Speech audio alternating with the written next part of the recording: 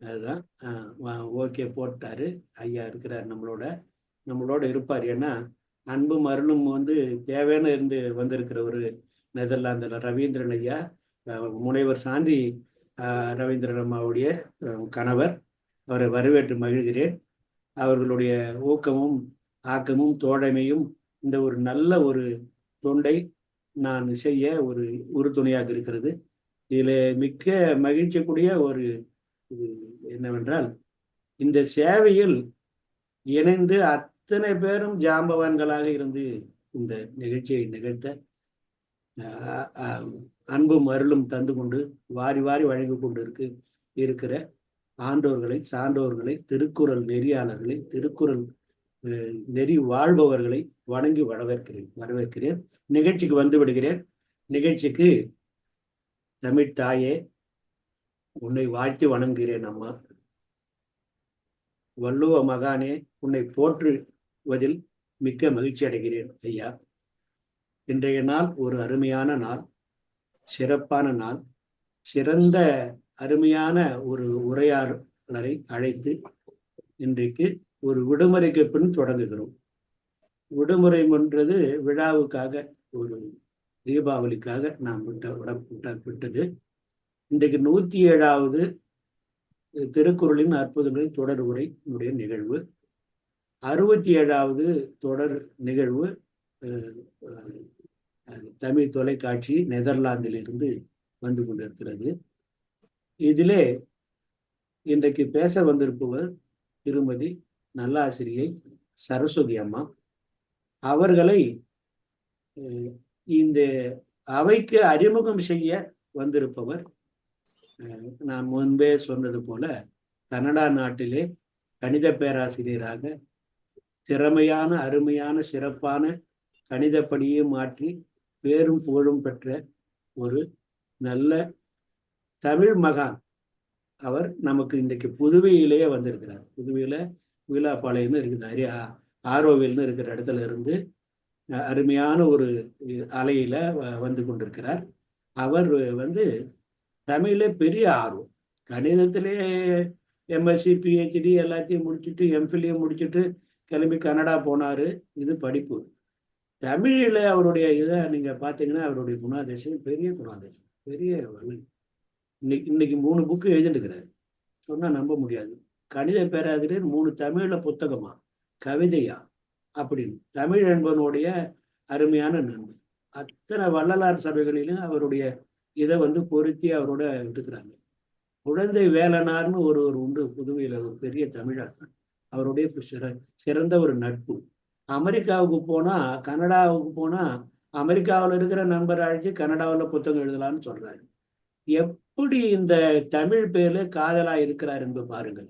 அப்படிப்பட்ட ஒருவர், ஒரு நல்ல மேதை. இன்றைக்கு நம் சரஸ்வதி அம்மாவுக்கு சரியான ஒரு பொருத்தமாக இருக்க வேண்டும் என்றுதான் நான் வந்து பேரிலே சொன்னேன். ஏகாம்பரம் ஐயான்னு சொன்னேன். அம்பரமே தண்ணீரே சோரிய அரிட்சியும் சொல்லிட்டு எதுக்கு சொன்னா, அம்பரம் என்பது சாதாரண இல்லை, சிதம்பரம். சிதம்பரம் என்பது ஆகாயம், ஆகாயத்தினுடைய இது காண கிடைக்காத ஒரு காட்சியாக இருப்பவர். சொல்ல போனா அவர் நமக்கு இன்னைக்கு வந்திருக்கிறாரு. அவர் தான் அவங்கள அறிமுகம் செய்ய போறாரு. அவங்கள அறிமுகம் செய்த பிறகு அவங்க பேச போறாங்க. அதற்கு பிறகு புதுவை கிருஷ்ணா என்பவர் என்னைக்குமே வந்து ஸ்கேட்டிங் சக்கரத்தை காலில் வச்சுட்டு வேகமா சுழன்று கொண்டு இருப்பவர். ஒரு நாளைக்கு 8 விழாக்கள். நான் குறைஞ்சது சொல்றேன். இன்னைக்கு இருக்கிற விழாவா இருக்கு. விழாக்கள் இருக்கிற நாட்கள் எடுத்துக்கினீங்கன்னாக்கா 20-25 விழாக்கள். பாண்டிச்சேரியே சின்ன ஊர். அது மேடை போட்டாலே 80 மேடை போட முடியாது. இவர் அதில் ஒரு 10 மேடையில சுழன்று வராருன்னா பாருங்க. அப்படி ஒரு பெரிய பேராசிரியர். இந்த புதுவை மாநிலத்தில் இருக்கக்கூடிய ஒரு பெரிய ஆராய்ச்சி மையம், அது காஞ்சி மாமணிவருடைய பெயரில் இருக்கிறது. மேற்படிப்பு மற்றும் காஞ்சி மாமணிவர் மேற்படிப்பு மற்றும் ஆராய்ச்சி மையத்துடைய தலைவராக, இன்னைக்கு தமிழ்துறை தலைவராக ஓங்கி உயர்ந்து இருக்கிற நிலைமையில இருக்கிறார். நிறைய புத்தகங்கள் வரைந்து எழுதி கொண்டு இருக்கிறார். எப்படித்தான் நேரம் கிடைக்குன்னு தெரியல. அப்படிப்பட்ட ஆளும் இருக்கிறோம். இன்னைக்கு முதல் மரியாதை செய்ய, அதாவது கருத்துரையும் வாழ்த்துறையும் வழங்க வந்திருக்கிறார். அவரையும் வணங்கி வரவேற்கிறேன். இதற்கு முத்தாய்ப்பாக புதுவை மண்ணிலே உதித்த அரியாங்குப்பத்திலிருந்து வந்திருக்கிற ஒரு பெருமைக்குரிய இசை பேரரசி எங்களுடைய அம்மா. நாங்க புதுவை மாநிலமே புகழ்ந்த ஒரு கலைமாமணி பட்டத்தை பெற்று இருக்கக்கூடிய சிறந்த ஒரு, அதாவது அந்த இசையினுடைய சரிகமபாலிருந்து ஆரம்பிச்சு இன்னைக்கு ஒரு சாகர நிலை அடைந்திருக்கக்கூடிய ஒரு பெருமைக்குரிய இசையரசி அவர்கள் இத்திருக்குறளை இசையோடு பாடி இன்றைய நிகழ்வை தொடங்க அனுமதிக்குமாறு கேட்டுக்கொள்கிறேன். அம்மா, நீங்க எங்களுக்கு அனுமதித்தாருங்கள், திருக்குறளை இசைந்து பாடுங்கள். வணக்கம். அனைவருக்கும் வணக்கம். அனைவருக்கும் வணக்கம். ஐயன் திருவடிகளுக்கு சமர்ப்பணம். 100 அதிகாரம் 100 பண்புடைமை. வசந்தான்னு ஒரு ராகம். இது மாலையில் பாடக்கூடிய ஒரு ராகம். என்பதத்தால் எய்தல் எளிதென்ப யார் மாட்டும் பண்புடைமை என்னோ வழக்கு அன்புடைமையான்ற குடி பிறத்தல் இவ்விரண்டோ பண்புடைமை என்னோ வழக்கு ஒரு பொத்தல் மக்களுப்பு அன்றால் வேறுதக்க பண்பொத்தல் ஒப்பதாம் ஒப்பு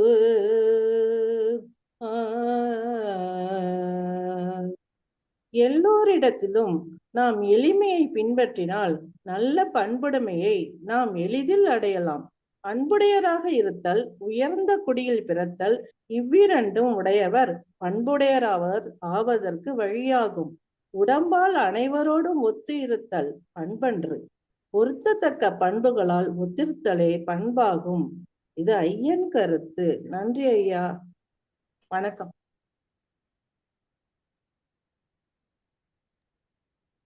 மகிழ்ச்சி அம்மா, மகிழ்ச்சி அம்மா. அருமையான ஒரு தொடர்பை உருவாக்கிறீங்க. நீங்க குரலை எடுக்கிறதே இன்னைக்கு பண்புடைமையிலிருந்து எடுத்துருக்கிறீங்க. அங்க பாருங்க, இன்னைக்கு பேச போற பேச்சாளருக்கு பெருமையா இருக்குது. அது அவங்க உள்ளார மகிழறாங்க. நீங்க அதை இந்த தொடர்பை உருவாக்கி இருக்கிறதுனால நான் ரொம்ப பேச விரும்பல. அவங்கள அறிமுக அம்மா, மிக்க மகிழ்ச்சி. நன்றிகள், பாராட்டுகள் உங்களுக்கு. மிக்க மகிழ்ச்சி. இந்த மகிழ்ச்சி. ஐயா, ஐயா பேராசிரியர் ஏகாம்பரம் ஐயா, நீங்க மைக் ஆன் பண்ணிட்டு அவங்கள அறிமுகம் செய்ய அழைக்கிறேன். அனைவருக்கும் வணக்கம். எல்லோருக்கும் கேட்கிறதா? கேக்குதுங்க. சரிங்க. சூரிய தொலைக்காட்சி நிறுவனர் சாந்தி ரவீந்திரன் அவர்களுக்கு வணக்கமும் நன்றியும். திங்களை சூடிய செம்மையான சிவன் சந்திரசேகரன், அந்த சான்றோர் அவர்களுக்கும், என்னை அறிமுகம் செய்த ஆறுமுகனின் தந்தை அவருக்கும், இப்பொழுது நானே ஒருவரை அறிமுகம் செய்ய வேண்டிய ஒரு கடமையை கொடுத்திருக்கின்றார். அவருக்கும் நன்றியையும் வணக்கத்தையும் தெரிவித்துக் கொள்கிறேன். இங்குள்ள அனைத்து சான்றோர் பெருமக்களும் தமிழில் பல தடங்களை பார்த்து, முத்தமிழையும் தாண்டி 300 தமிழ் தளங்களை பார்த்தவர்கள். அப்படி இருக்கும் சான்றோர் பெருமக்கள் மத்தியில் என்னை பேச அழைத்தமைக்கு அனைத்து சான்றோர் பெருமக்களுக்கும் நன்றி கூறி என்னுடைய உரையை தொடங்குகிறேன்.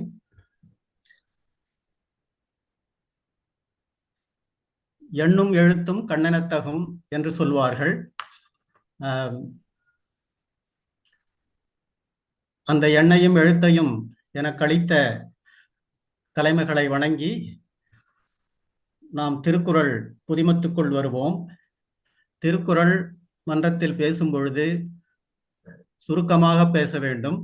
ஏனென்றால் திருக்குறளே 7 சீர்களில் 2 வரி 1.25 வரிகளில் உள்ளது. எனவே நான் சுருக்கமாக அறிமுகத்தை சொல்ல வேண்டும் என்று திருக்குறள் மன்றமே சொல்லுகின்றது. அதாவது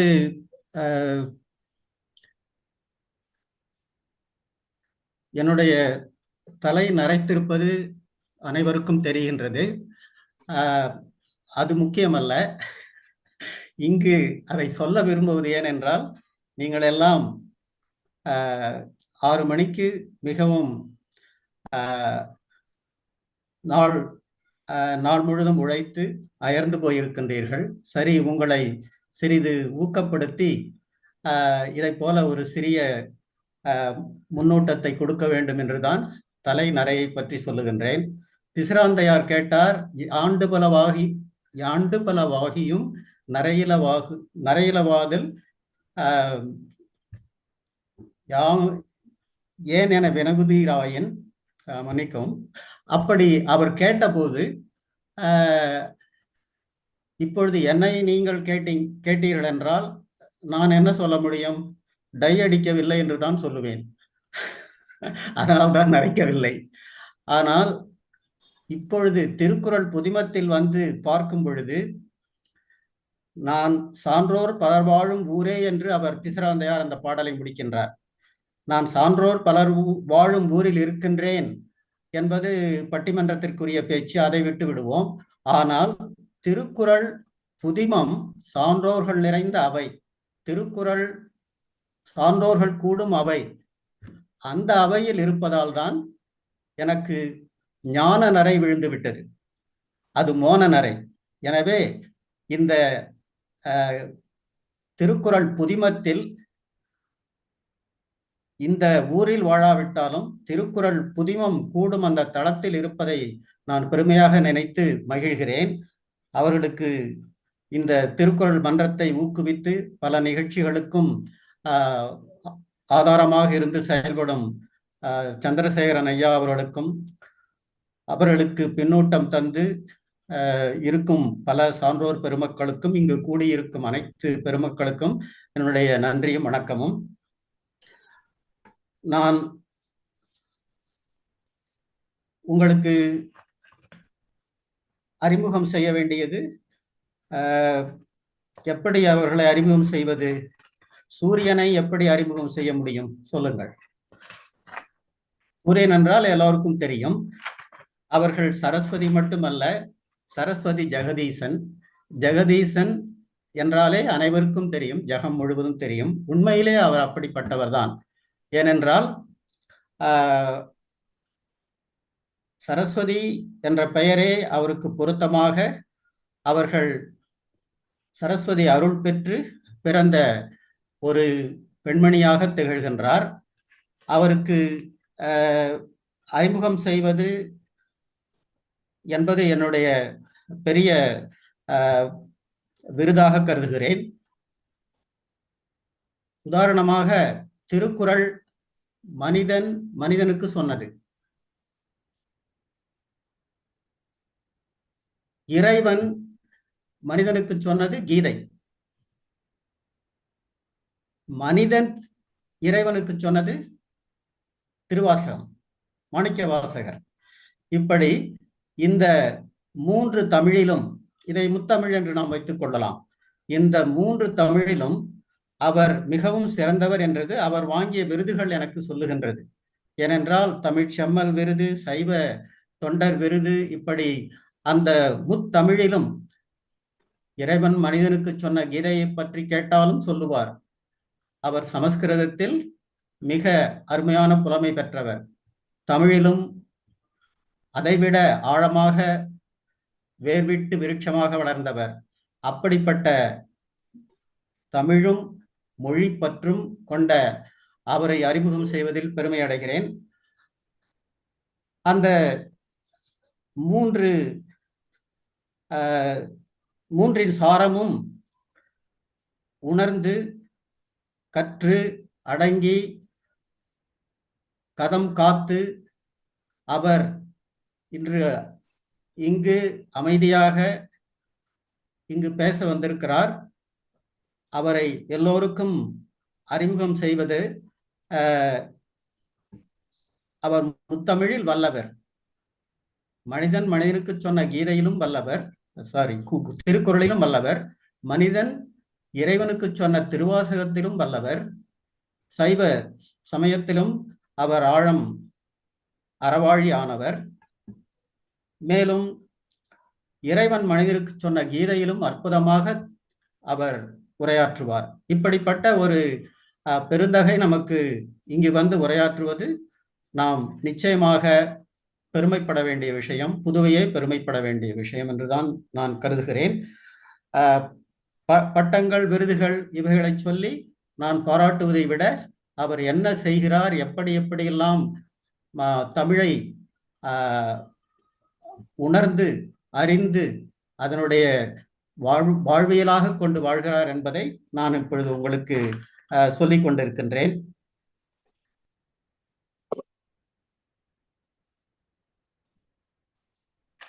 அவரை பற்றி தெரிந்து கொள்ள முற்பட்ட போது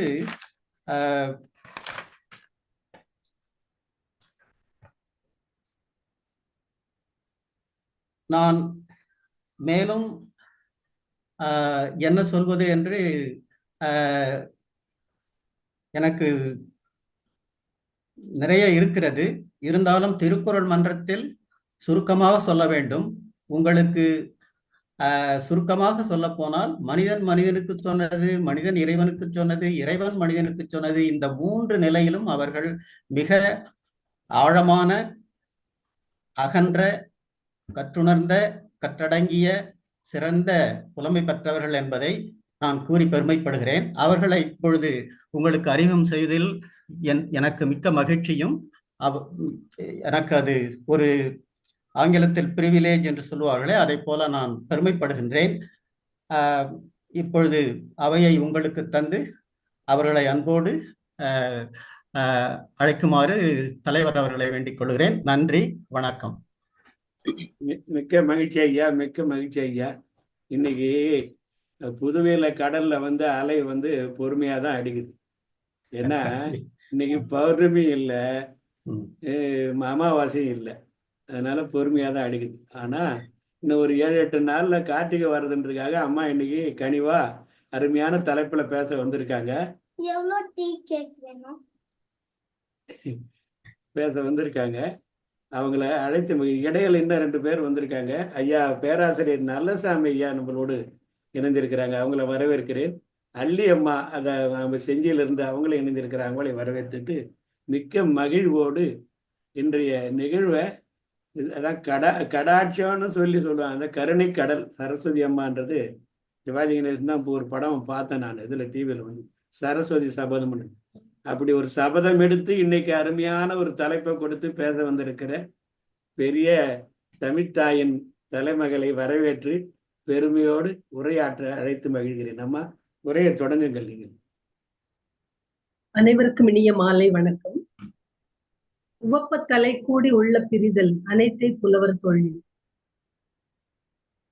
நெதர்லாந்து சூரிய தமிழ் தொலைக்காட்சியும் புதுவை திருக்குறள் மன்றமும் இணைந்து நடத்துகின்ற இந்த திருக்குறளின் அற்புதங்கள் என்ற இந்த ஆய்வரங்கில் ஆளும் அருள் என்ற தலைப்பில் பேசுவதற்கு வாய்ப்பளித்த சூரிய தமிழ் தொலைக்காட்சி நிறுவனர் சாந்தி ரவீந்திரன் அம்மா அவர்களுக்கும், புதுவை திருக்குறள் மன்றத்தின் துணைத் தலைவர் ஐயா என்றைக்கும் அந்த புன்னகை புரிந்த முகத்தோடு, நல்ல ஒரு, அதாவது மலர்ந்த முகத்தோடு வரவேற்கின்றது மட்டுமல்லாமல் அந்த பேசுகின்ற பேச்சும் அவரிடத்துல வந்து ரொம்ப மலர்ச்சியா இருக்கும்.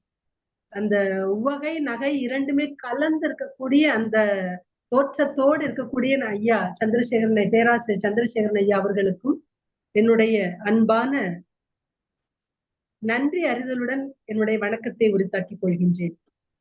அழகானதொரு அறிமுக உரை தந்த கனடாவிலிருந்து வருகை புரிந்திருக்கக்கூடிய கணிதத்துறை தலைவர் பேராசிரியர் ஏகாம்பரம் ஐயா அவர்களுக்கு அன்பான நன்றியும் வணக்கங்களும். அழகானதொரு அறிமுக உரை தந்தீர்கள். அந்த அளவிற்கு நீங்கள் என்னை புகழ்ந்து பேசின அளவிற்கு நான் பேசுவேனா என்பது தெரியவில்லை. ஏன்னா ஒரு அரை மணி நேரம் என்னை வந்து அலைக்கழித்து விட்டது என்னுடைய அலைபேசி. என்ன செய்வது என்று எல்லோரும் காத்திருக்கின்றார்களே, அவர்களை காத்திருக்க வைத்து விட்டோமே என்ற ஒரு மன உளைச்சலுக்கு ஆளாகிவிட்டேன் ஒரு அரை மணி நேரம். மற்றவர்களை காத்திருக்க வைப்பது என்பது ரொம்ப கொடுமையான விஷயம். ஒரு சில நிமிடங்கள் கிடைப்பதே பெரிய ஒரு நிமிடத்தை கூட வீணாக்காமல் பணியாற்றக்கூடிய சான்றோர்கள் நிறைந்திருக்கக்கூடிய இந்த அவையில் நான் அரை மணி நேரத்திற்கு மேலானதாகவே நான் எடுத்துக்கொண்டேன். மன்னிக்கவும். அனைத்து சான்றோர் பெருமக்களிடம் என்னுடைய மன்னிப்பினை வேண்டி விரும்பி கேட்டுக்கொள்கின்றேன். என்னை மன்னித்துக் கொள்ளுங்கள். அந்த கால தாமதத்திற்கு மன்னித்துக் கொள்ளுங்கள். அடுத்து கருத்துரை ஆற்ற இருக்கக்கூடிய காஞ்சி மாமுனிவர், புதுச்சேரியின் காஞ்சி மாமுனிவர் பட்ட மேற்படிப்பு மற்றும் ஆராய்ச்சி மையத்தினுடைய தமிழ்துறை தலைவர் பேராசிரியர் கிருஷ்ணகுமார் அவர்களுக்கும் என்னுடைய அன்பான வணக்கம். மற்றும் இந்த தளத்தில் எத்தனையோ ஜாம்பவான்கள் போன்ற அறிவியல் துறை சார்ந்த, கணிதத்துறை சார்ந்த, தமிழ்துறை சார்ந்த, ஆங்கிலத்துறை, அத்தனை துறைகளை சார்ந்த பெருமக்களும் இங்கு குழுமி இருக்கின்றீர்கள். அத்தனை பேருடைய அந்த ஆவலையும் நிறைவேற்றக்கூடிய வகையில் என்னுடைய உரை இருக்குமா என்பது சிறு ஐயப்பாடாகத்தான் இருக்கின்றது. முடிந்த வரையிலும் கருத்துக்களை உங்களிடம் பகிர்ந்து கொள்கின்றேன்.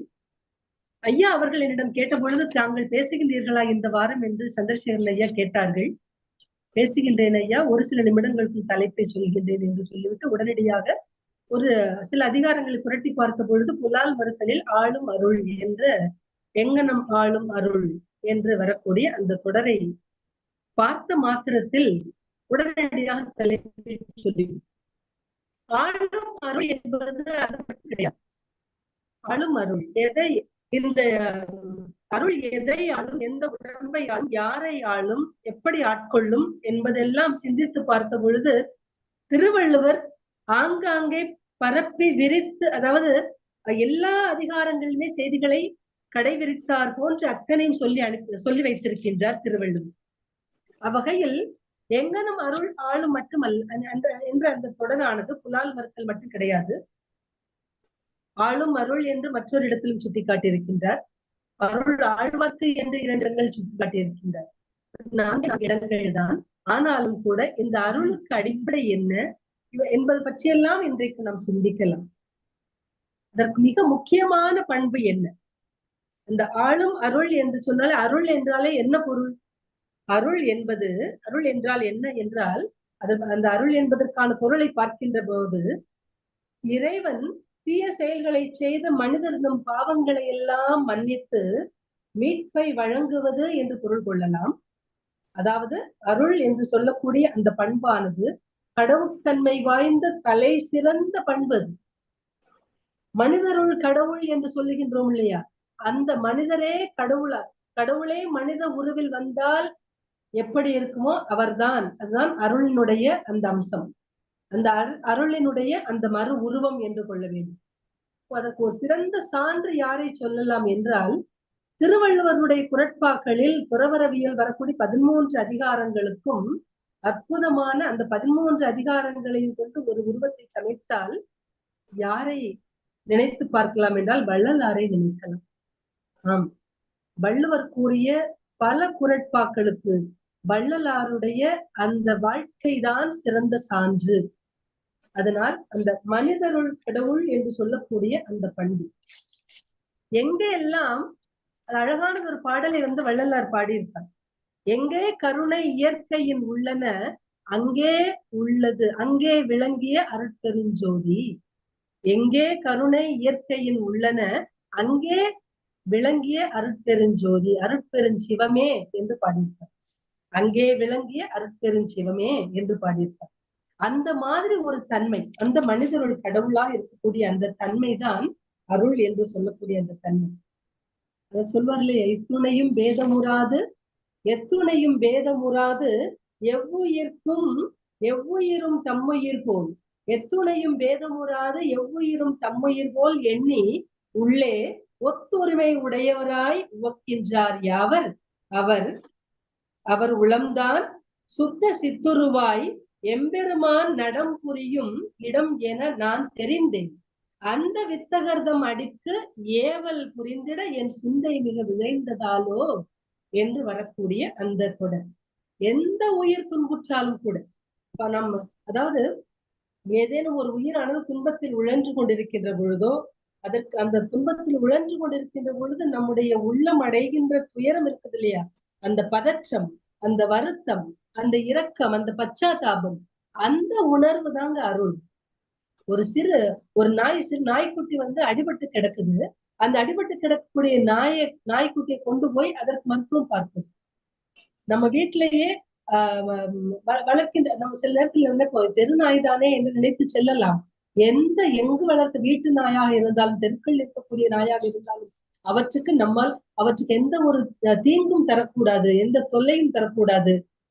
அதே நேரத்தில் அது தீங்குற்றது, புண்பட்டது என்று சொன்னால் அந்த புண்ணை ஆற்றுவதற்கான அந்த மனம், அப்படி ஆற்றுவதற்கான அந்த மனம் தான் அருள் உள்ளம். அதைத்தான் வள்ளுவர் சொல்றார் இல்லையா, நல்லாற்றான் நாடி அருள் ஆழ்க, பல்லாற்றின் தேரினும் அத்தே துணை என்று சொல்லுகின்றார்.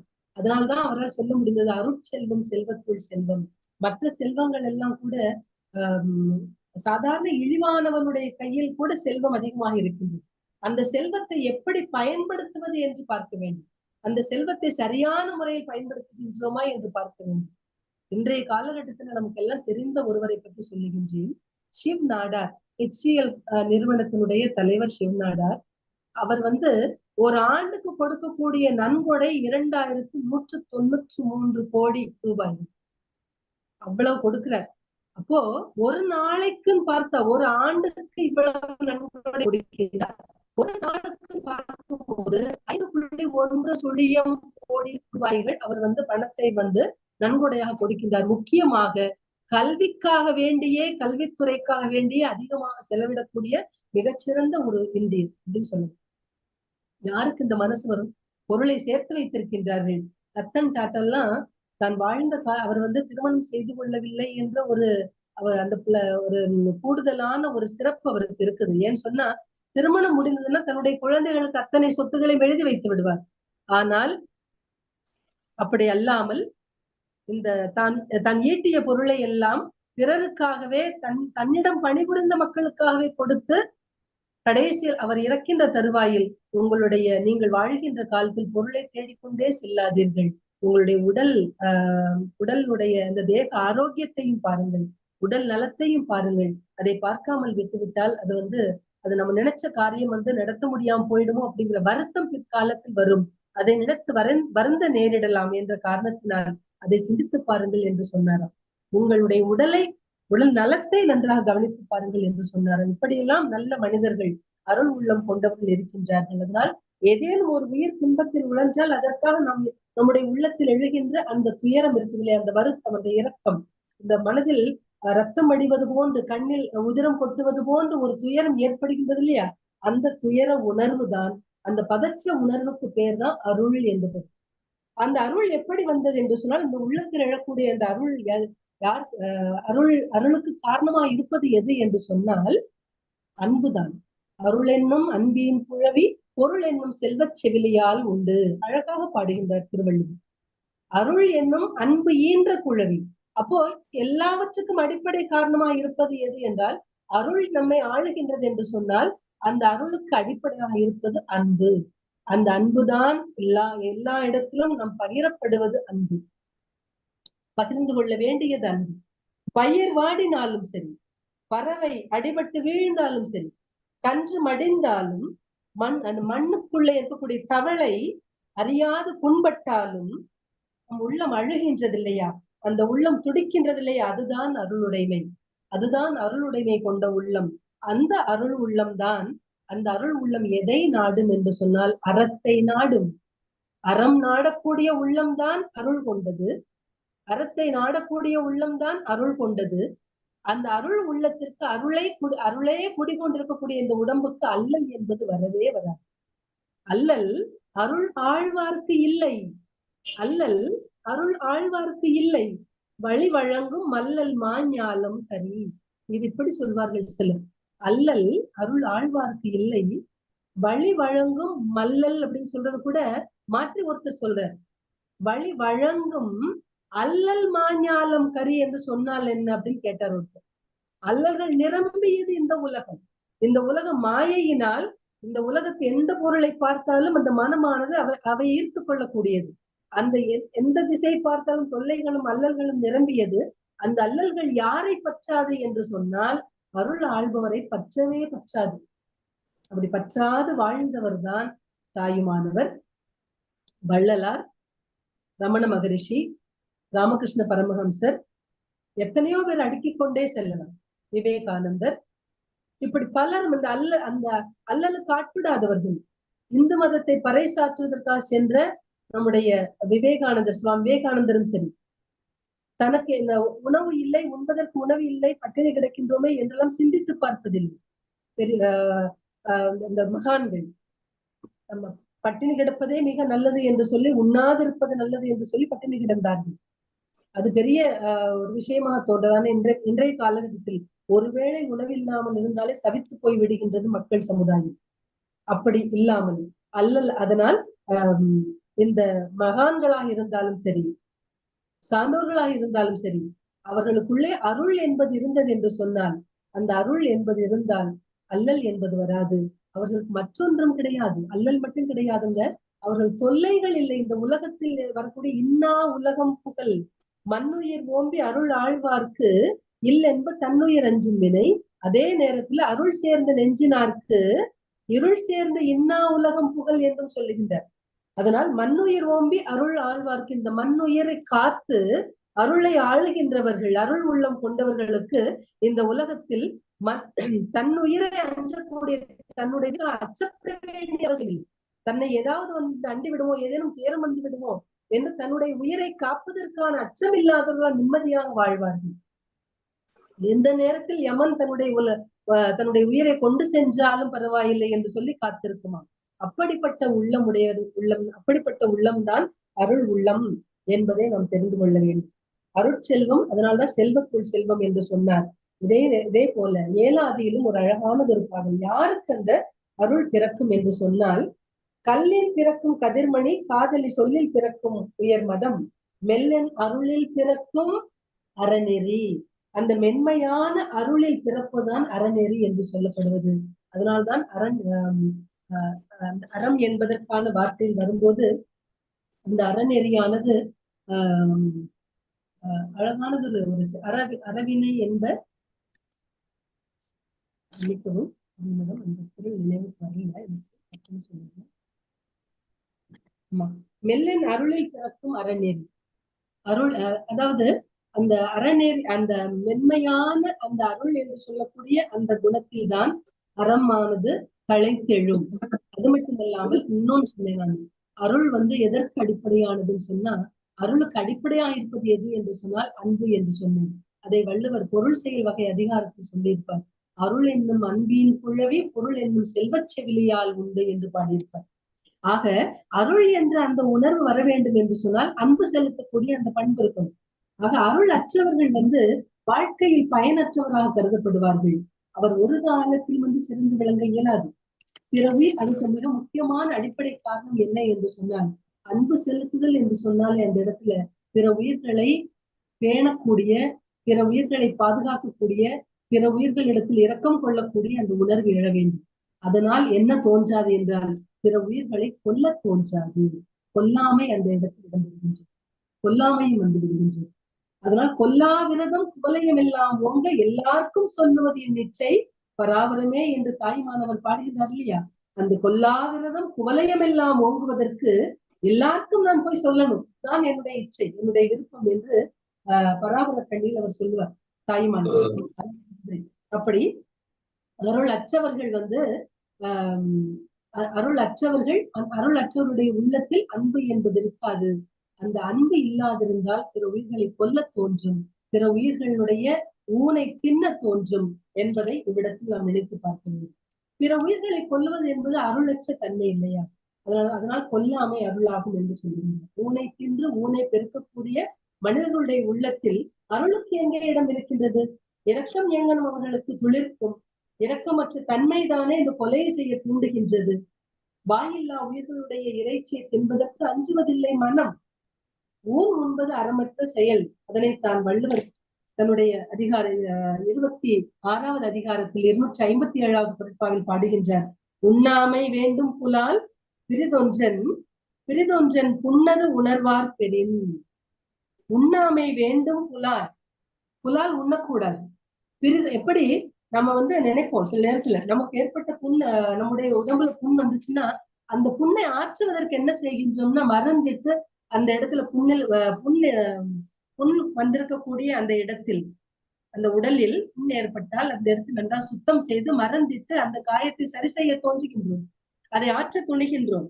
ஆனா அதே நேரத்தில் மற்ற உயிர்களை கொன்று அந்த புண்பட்ட உடம்பினை நன்றாக வறுத்து உண்ணுகின்றோம். அது என்ன காரணத்தினால்? அறநெறிச்சாரம் அழகாக பகர்கின்றது. அவர் பாட்டு பாடுது பாருங்க. அறநெறிச்சாரத்துல ஒரு செய்தி, தம் புண் கழுவி மருந்திடுவர், தாம் பிரிதின் செம்பொன் வருத்த வரை தின்பர் என்று பாடுகின்றது அறநெறிச்சாரம். ஆமா, தன்னுடைய புண்ணை கழுவி மருந்து இடுவார்கள் மக்கள். ஆனால் தாம் பிரிதனுடைய செம்பொன் வருத்த வறுவலை, வரைனா வறுவல், அந்த வறுவல் இறைச்சி வறுவல் வச்சு சாப்பிடுவாங்க. அது கேள்விட்டுக்கும் பார்த்திருக்கிறோம். நான் சாப்பிடுறது இல்லை, அதனால சொல்றேன். நான் அதாவது திருமணம் முடிந்த ஒரு சில நாட்கள் சாப்பிட்டேன். அதுக்கப்புறம் சமைக்கிறது பிடிக்கல, நான் சமைக்க மாட்டேன் அப்படின்னு சொல்லிட்டு வருடத்திற்கு 1 முறை 2 முறையோ சாப்பிடுறது உண்டு. அதை எக்காலத்தும் தவிர்க்க வேண்டும் என்று நான் இறைச்சி உண்பதை 35 ஆண்டுகளுக்கு மேலாகின்றது. பிறந்தவுடன் சாப்பிட்டதுதான், அதாவது சில ஆண்டுகள் உண்டதுதான். அதற்கப்புறம் முழுவதுமாக தவிர்த்து விட்டேன், எதையும் தொடுவது கிடையாது. அப்படிப்பட்ட அந்த இறைச்சி உண்ணாத காரணத்தினால் சொல்லுவாங்க, ஒரு சில நோய்களை நோய் தீர்ப்பதற்கான மருந்தாக சில வகை உணவுகளை மருத்துவர்கள் அறிவுரையாக சொல்வார்கள். நான் நேற்று என்னுடைய தோழியிடம் பேசும்போது ஒரு செய்தியை சொன்னாங்க. மத்தி மீன் சொல்லிட்டு ஒரு மீன் இருக்குதாங்க. அந்த மத்தி மீன்ல இருக்கக்கூடிய ஒமேகா 3 என்று ஒமேகா 3 என்று சொல்லக்கூடிய ஒரு கொழுப்பு அமிலம் ரொம்ப நல்லதான் அது சாப்பிட்டா. ஏன்பா அதே மாதிரி இருக்கக்கூடிய வேறு உணவு சாப்பிட்டா என்ன? இல்ல, இந்த உணவு சாப்பிட்டா சர்க்கரை அளவை கட்டுப்படுத்தும், நீரிழிவு நோயை கட்டுப்படுத்தக்கூடியது. அதே நேரத்துல இதய கோளாறுக்கான கொழுப்பினை இல்லாது செய்து விடக்கூடியது அந்த ஒமேகா 3 என்று சொல்லக்கூடிய அந்த கொழுப்பு அமிலம். அதனால் அது நல்லது அப்படிங்கிறதுனால அது மட்டும் சாப்பிடுறேன்ப்பா, எனக்கு தவிர்க்க முடியல. ஆனா சின்ன வயதுல இருந்தே சாப்பிட்டதுனால தவிர்க்க முடியல அப்படின்னு சொன்னாங்க. ஆனாலும் கூட அந்த உணவு முறைகளை வேறு விதங்கள்ல மாற்றி அமைத்துக் கொள்ளலாம். அதற்கு மாற்றான வேறு தாவர உணவுகள் இருக்கும், இல்லாமல் இருக்காது. அந்த உணவுகளை உண்டால் என்ன அப்படின்னு சொல்லிட்டு அவங்கள்ட்ட பேசிட்டு சொன்னோம். அதனால் எப்பொழுதுமே நமக்கு ஏற்பட்ட புண்ணை பெரிதாக நினைப்போம், மற்ற உயிர்களுக்கு வரக்கூடிய புண்களை பெரிதாக நாம் நினைப்பது கிடையாது. அதை தவிர்க்க வேண்டும். அதற்கு காரணம் என்னன்னா நம்முடைய உள்ளத்தில் அன்பில்லாத தன்மைதான். அந்த அன்பு என்பது இருந்தா இந்த உயிர்களை ஏன் கொள்ளணும்? திரைப்படங்கள் கூட பார்த்திருப்போம். ஒரு சிறுவன் தன்னுடைய வீட்டுல வளர்த்த ஆட்டுக்குட்டியா இருக்கும்போது வளர்த்து அது பெரிய ஆடா வந்தவுடனே அது பலி கொடுப்பாங்க. அதை அனுப்ப மாட்டேன்னு சொல்லிட்டு அந்த குழந்தை அழுவான். அந்த மாதிரி நிலை. அதே போல நம்முடைய வீட்டுல சின்ன குழந்தைங்க இருக்காங்க, அவங்களுக்கு ஏதாவது அடிபட்டதுன்னா எப்படி நம்ம மனம் அழுகின்றது. அது போன்ற ஒரு வருத்தமானது, அது போன்ற ஒரு துயரமானது, அந்த இரக்க உணர்வானது மற்ற உயிர்கள்ட்ட இருக்க வேண்டும் என்பதற்காகத்தான் இதை சொல்லுகின்றேன். அதனால் இதே போன்றுதான் மனுமுறை கண்ட வாசகத்தில் வள்ளலார் சொல்வார் இல்லையா? இதை எப்படி தோன்றதுன்னா, வள்ளலார் மனுநீதி சோழன் தன்னுடைய மகன் கன்றை தேர்காலில் விழுந்து அந்த கன்று இறந்த உடனே மனுநீதி சோழன்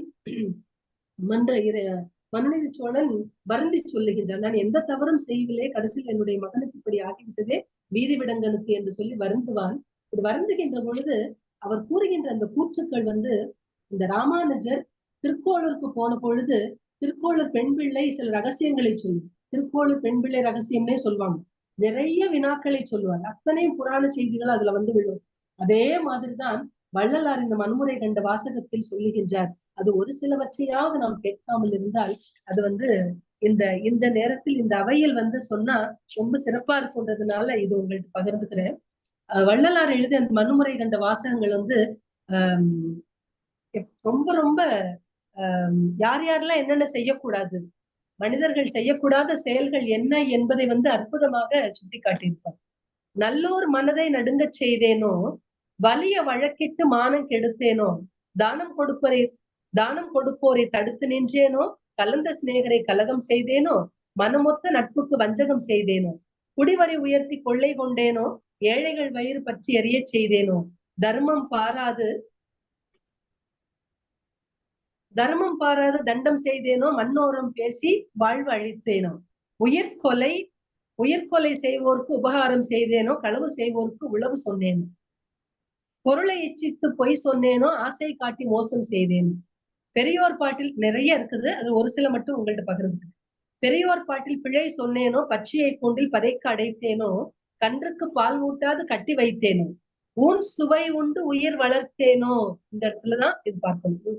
ஊன் சுவை உண்டு உயிர் வளர்த்தேனோ, கல்லும் நெல்லும் கலந்து விற்றேனோ, அன்பு உடையவருக்கு துன்பம் செய்தேனோ, குடிக்கின்ற நீர் உள்ள குளத்தை கூர்த்தேனோ, வெயிலுக்கு ஒதுங்கும் விருட்சம் அழித்தேனோ, பொது மண்டபத்தை போய் இடித்தேனோ, ஆலய கதவை அடைத்து வைத்தேனோ, சிவனடியாரை சீறி வைத்தேனோ, தவம் செய்வோரை தாழ்வு சொன்னேனோ, சுத்த ஞானிகளை தூஷணம் செய்தேனோ, தந்தை தாய்மொழியை தள்ளி நடந்தேனோ, தெய்வம் இகழ்ந்து செருக்கடைந்தேனோ, என்ன பாவம் செய்தேனோ, இன்னதென்று அறிவேனே என்று செய்யக்கூடாத செயல்கள் எவை எவை என்று ஒரு பட்டியலிட்டே காட்டுகின்றார் வள்ளலார்.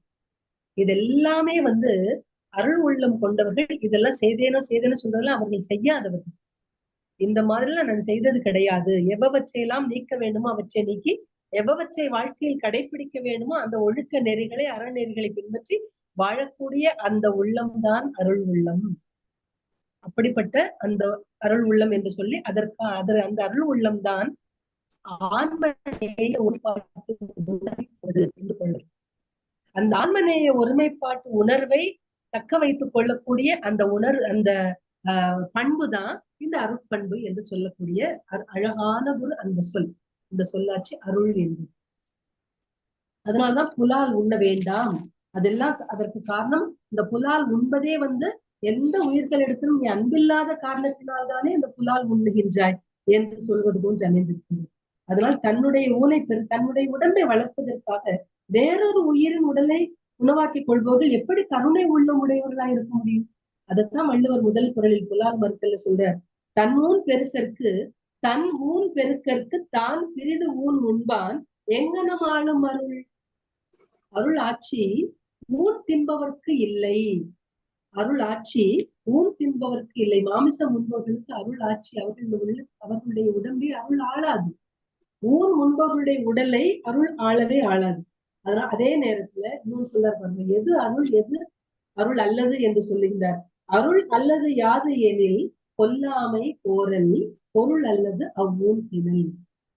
அருள் எது என்றால் கொல்லாமை, அல்லது எதுவெனில் அருள் அல்லாதது எது எனில் கோரல் கொல்லுதல், பொருள் அல்லது அவ்வூன் திணல். அந்த ஊனை தின்பது என்பது பொருளற்ற இந்த அறமற்ற ஒரு செயலாக கருதப்படுவது என்று அற்புதமாக சொல்லியிருக்கிறார் வள்ளுவர்.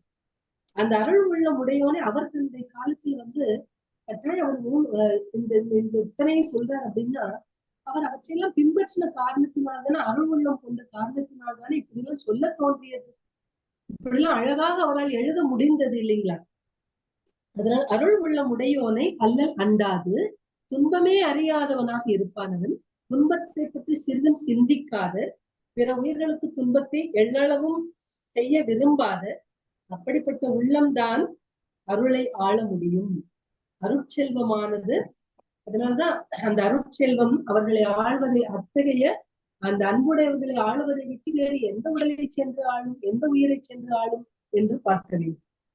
அப்படிப்பட்ட உயிர் தான் அருட்பெருஞ்சோதி. அந்த உடம்பில் தான் இறைவன் ஆட்கொள்வான், இறைவன் தங்கி இருப்பான். இறைவனே தங்கி இருப்பான் என்று சொன்னால் வேறு யாருக்கு ஒண்ணு செய்ய முடியும். அந்த அருள் உள்ளம் கொண்ட அந்த உடம்போடுதான் இறைவன் அண்டி இருப்பான். இதைத்தான் அழகாக வள்ளலார் பாடிய பாட்டை இதற்கு நினைவுபடுத்துறேன். அன்பெனும் பிடியுள் அகப்படும் மலையே, அன்பெனும் குடில் புகும் அரசே, அன்பெனும் அன்பெனும் வலைக்கு உட்படு பரம்பொருளே, அன்பெனும் கரத்து அமர் அமுதே, அன்பெனும் கடத்துள் அடங்கிடும் கடலே, அன்பெனும் உயிர் ஒளி அறிவே, அன்பெனும் அணுவுள் அமைந்த பேரொளியே, அன்புருவாம் பரசிவமே என்று பாடுகின்றார். என்ன ஒரு அழகு! இதெல்லாம் எங்கிருந்து எடுத்துட்டாருன்னு நினைக்கிறீங்க?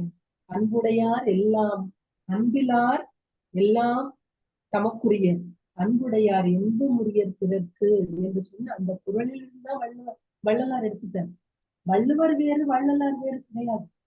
வள்ளுவர் சொன்னா வள்ளலார் அர்த்தம் எடுத்து அந்த வள்ளலாரை பின்பற்றினாலும் சரி, வள்ளுவரை பின்பற்றினாலும் சரி, அத்தனையும் அவர்களிடமிருந்து நாம் எடுத்துக்கொண்டு நம்முடைய வாழ்க்கையில் இவற்றை பின்பற்றினோம் என்று சொன்னால், என்னுடைய இந்த பணி நிறைவு காலத்தில் நிறைய நூல்களை வாசிப்பதற்கு கடவுள் எனக்கு கொடுத்த ஒரு சிறந்த பேர். இந்த 2-3 ஆண்டு காலமாக நூல்கள் பலவற்றை வாசித்து என்னுடைய மனத்தை சிறிது சிறிதா பண்படுத்த முற்பட்டிருக்கின்றேன். முன்னால் இருந்தது போல சிறிது சிறிதாக அந்த வயது ஏற ஏற மனசு பண்படும் என்று சொல்வார்கள் இல்லையா? வயசானதுக்கு அப்புறம் என்ன அப்படின்னு சொல்றதுலாம் நான் உண்மையிலேயே அதை அனுபவபூர்வமாக உணர்கின்றேன். என்னதான் இருக்கட்டும், எவ்வளவு நல்லவர்களா இருந்தாலும் ஒரு சில வள்ளுவர் சொன்ன மாதிரி எவ்வளவற்றையெல்லாம் செய்யக்கூடாதுன்னு நினைக்கிறோமோ அந்த மாதிரி பண்புகள் எல்லோருக்குமே இருக்கும். நல்லனவும் இருக்கும், தீயனவும் இருக்கும். அவற்றில் நல்லனவற்றை மட்டும் நம்முடைய மனதில் வைத்துக் கொண்டு அவர்களிடத்தில் பழக முற்பட வேண்டும். எல்லோரும் நல்லவர்கள் தான் என்ற எண்ணம் நம்முடைய உள்ளத்தில் எழ வேண்டும். அதற்கு இந்த திருக்குறளும் சரி, வள்ளுவர் இயற்றிய திருக்குறளும் சரி, வள்ளலார் இயற்றிய திருவருட்பாவும் சரி, இரண்டுமே நமக்கு கை கொடுக்கும். மனம் பண்படும். அப்படி பண்பட்டது என்று சொன்னால் உயிர்களிடத்தில் அன்பு செய்ய தோன்றும். அன்பு செய்ய தோன்றினால் அருள் தானாகவே வந்து குடிகொள்ளும். அருள் குடிகொண்டால் இறைவன் நமக்குள்ளே இருப்பான். அதுல எந்த ஒரு ஐயமும் இல்லை. அப்படிப்பட்ட ஒரு அற்புதமான அதிகாரத்தை இந்த புலால் மறுத்தல் மற்றும் அருளுடைய மேல் சொல்லியிருக்கின்றார். சரி, இந்த அருள் ஆழ்வதுன்னு சொன்ன நாட்டை ஆழ்வது, ஊரை ஆழ்வது, இப்படி ஒவ்வொன்றும் நாட்டாண்மை, ஊர் ஆண்மை இப்படிலாம் சொல்றாங்க. அது ஆழ்வது அருள் ஆண்மைன்னு சொல்லணும். அருள் உள்ளம். அப்படி ஆள்பவர்களுக்கு தான் எது கிடையாதுன்னா துயரம் கிடையாது என்று சொன்னேன். இதைத்தான் உடை மூதாட்டியும் தன்னுடைய பாடல்ல சொல்லியிருப்பார். நெல்லுக்கு இறைத்து நீர் வாய்க்கால் வழியோடி புல்லுக்கு மாங்கே புசியலாம் புல்லுலகில் எல்லார் ஒருவர் உளரேல் அவர் பொருட்டு எல்லாருக்கும் பெய்யும் மழை. அது நல்லவர் ஒருத்தர் இருந்தா போதும். எப்படி நம்முடைய நமக்கு புண் ஏற்பட்டா நம்ம மறந்துட்டு சரி பண்றோம். பிற உயிர்களுக்கு புண் ஏற்பட்டு பிற உயிர்களை கொன்று அவற்றை வருத்த வறுவலை உண்டு மகிழ்கின்றோம். இந்த இடத்துல நம்ம சிந்திச்சு பார்க்கணும். சொல்லுவாங்க இல்லையா, பேச்சு வழக்குல சொல்லுவாங்க, தனக்கு வந்தா ரத்தம் பிறருக்கு வந்தால் தக்காளி சட்னின்னு சொல்லுவாங்க. அது எல்லாரும் கேள்விப்பட்டிருப்போம். அப்படி தனக்கு மட்டும் வந்தா ரத்தம், பிறருக்கு வந்தாக்கும் தக்காளி சட்னியா அப்படிங்கிற மாதிரி தன்னுயிரை போல் தன்னுயிர் தான் அறப்பெற்றானே ஏனைய மண்ணுயிர் எல்லாம் தொழும். தன்னுயிர் தான் அறப்பெற்றானே ஏனைய மண்ணுயிர் எல்லாம் தொழும். தன்னுடைய உயிரை பற்றி சிந்திக்காமல் பிற உயிர்களுக்காகவே எவனொருவன் வாழ்கின்றானோ அவனை இந்த உலகத்தில் இருக்கக்கூடிய அத்தனை உயிர்களும் தொழுது மகிழும். அதுதான் உண்மை. அதனால் இப்போ கூற்றம் கூட அவனை அண்டாது. கூற்றம் குதித்தலும் கைகூடும் நோற்றலின் ஆற்றல் தலைப்பட்டவருக்கு.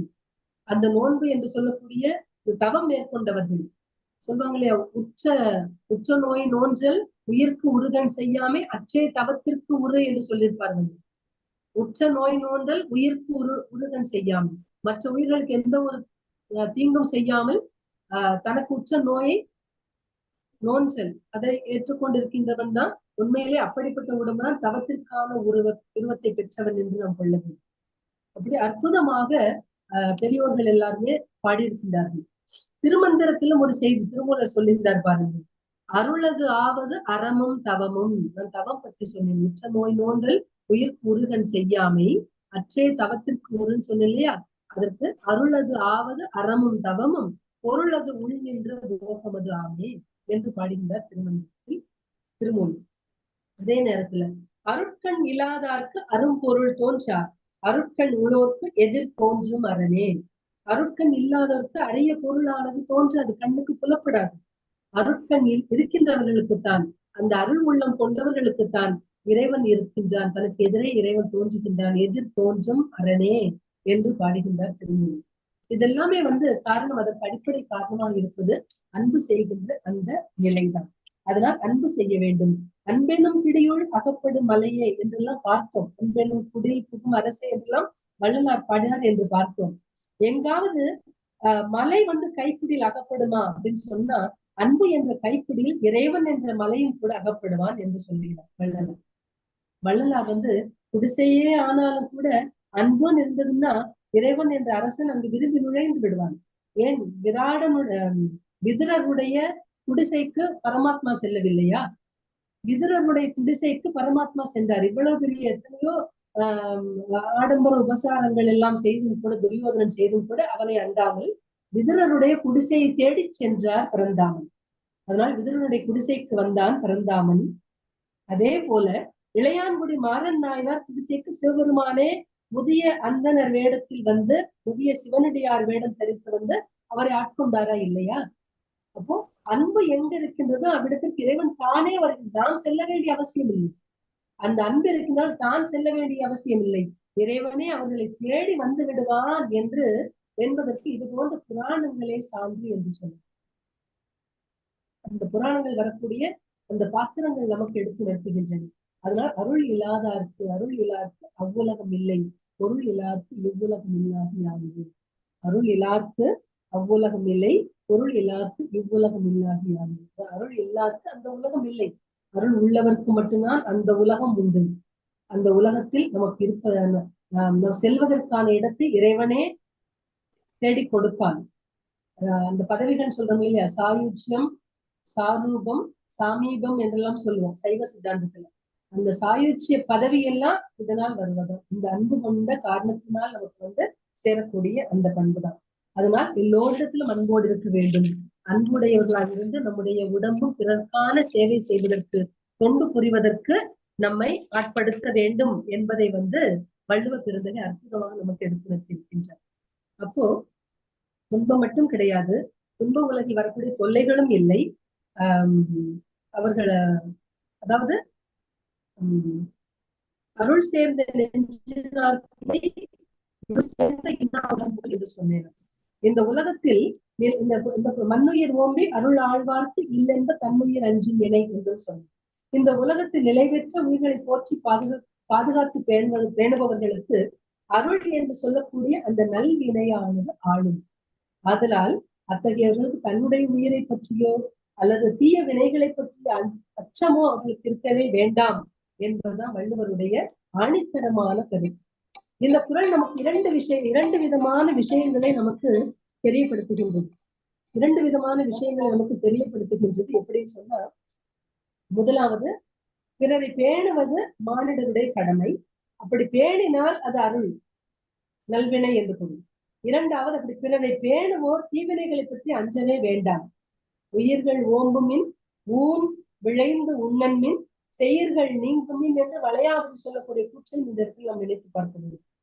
அப்படி இரண்டாவது, அந்த பிறரை பேணுகின்றவர்கள், பிறரை பேணுபவர்கள் தங்களுடைய தனக்கு வரக்கூடிய தீவினைகளை பற்றி எக்காலத்தும் சிந்திக்காமலும் இருக்க வேண்டும். சிந்திக்க தோணாது. தீவினைகளை பற்றி அஞ்ச வேண்டிய அவசியம் இல்லை. ஏன்னா அருள் உள்ளம் கொண்டவர்களாக இருக்கின்ற காரணத்தினால் மற்ற உயிர்களை பேணிக்கின்ற போது தன்னை பற்றிய சிந்தனை அவர்களுக்கு இருக்கவே இருக்காது. அதனால்தான் அப்படிப்பட்ட அந்த உள்ளம்தான் அன்பு கொடிகொண்ட உள்ளம் அருளுக்கே பாத்திரமாக விடுகின்றது.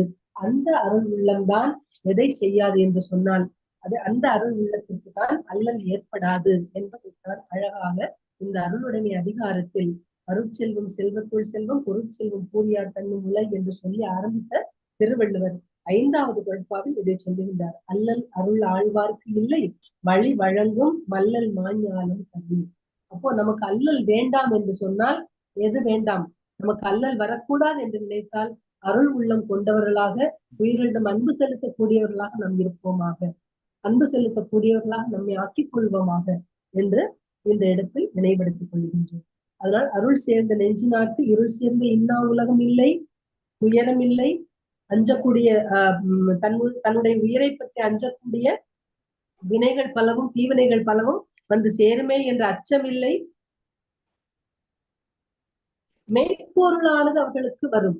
மெய்ப்பொருளை சிந்திக்கக்கூடிய, மெய்ப்பொருளானது காணக்கூடிய அந்த திறம் வரும். எப்பொழுது ஏதாவது தெருளாதான் மெய்ப்பொருள் கண்டற்றால் பேரின் அருளாதான் செய்யும் அறம்.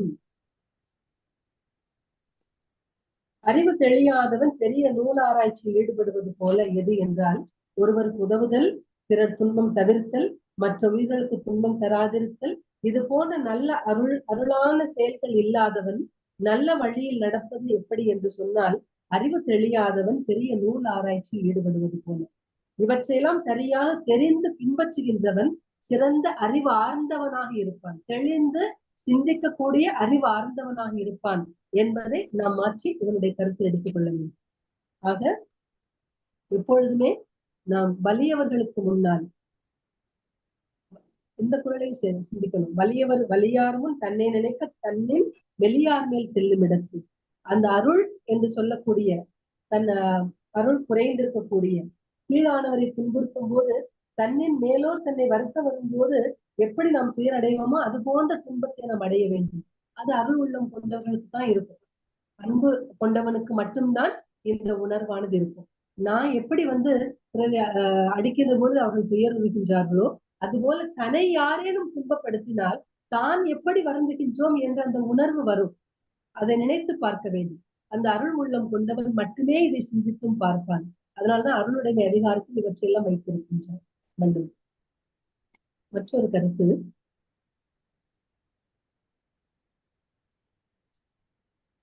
கடைசியாக முடித்து விடுகின்றேன்.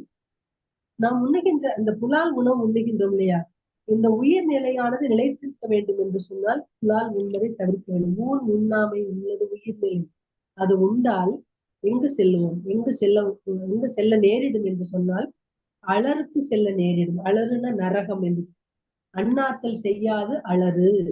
தன்னுடைய அண்ணாத்தல் செய்யாது அலறு என்று சொன்னால் அந்த ஊன் முன்கின்றவர்களை நரகமானது வா என்று என்ன செய்யுமாம், வா என்று அழைக்க, ஊன் முன்பவர்களை வா என்று அழைத்துக் கொள்ளும் நரகம்.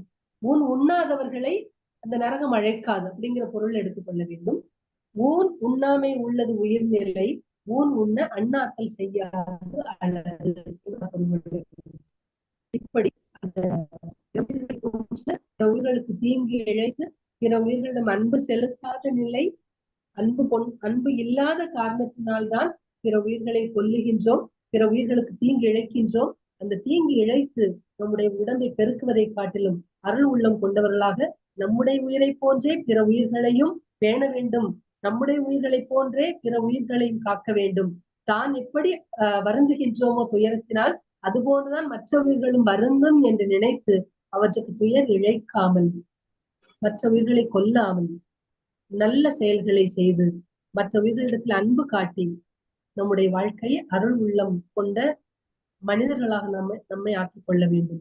அப்படிப்பட்டவர்களாக இருந்தால்தான் நம்மை இந்த அருள் ஆளும். அதனைத்தான் அழகாக வள்ளுவர் இந்த இடத்தில் சொல்லி, தன் ஊன் பெருக்கற்கு தான் பிரிது ஊன் உண்பான், தான் பிரிது ஊன் உண்பான் எங்கனம் ஆளும் அருள். அதுதான் முக்கியமானது. முக்கியமாக இந்த ஆளும் அருள் என்ற இந்த தொடரில் புலால் உண்பதை தவிர்க்க வேண்டும். அருள் உள்ளம் கொண்டவனாக இருக்க வேண்டும் என்று சொன்னால் பிற உயிர்களை கொன்று தின்னாதே என்று அறிவுறுத்துகின்றார். அதன் வாயிலாக கொல்லாமை சொல்லுகின்றார். அந்த கொல்லாமையின் வாயிலாக அன்புடைமை என்ற அதிகாரத்துக்கு நாம் செல்ல நேரிடுகின்றது. பிற உயிர்களிடம் அன்பு இருந்தாலே கொல்ல துணியாது மனசு. புலால் உண்ண மனம் வராது. அந்த புலால் உண்பதினால் பல இடையூறுகளும் இந்த உடம்புக்கு வந்து சேரும். அதனால் அவற்றையும் தவிர்த்து விடுவோம். அருள் உள்ளம் உடையவர்களாகவும் ஆகும். அதனால்தான் நல்லாற்றால் நாடி அருள் ஆழ்க, பல்லாற்றான் தேரினும் அக்தே துணை என்று அந்த குறளில் அருளுடைய அதிகாரத்தில் 2வது குறளில் சொல்லுகின்றார். அதனால் எப்பொழுதுமே அருள் சேர்ந்த நெஞ்சினை உடையவர்களாக அத்தனை பேரும் இருப்போம் என்று கூறி, அதற்கு இறைவனும் நமக்கு அருள் புரிய வேண்டும். அந்த எல்லா உயிரிடம் அன்பு செலுத்தக்கூடிய அந்த பண்பானது அத்தனை பேருக்கும் வர வேண்டும். அத்தனை பேருக்கும், அனைத்து உயிர்களுக்கும் அந்த எண்ணமானது எழ வேண்டும்.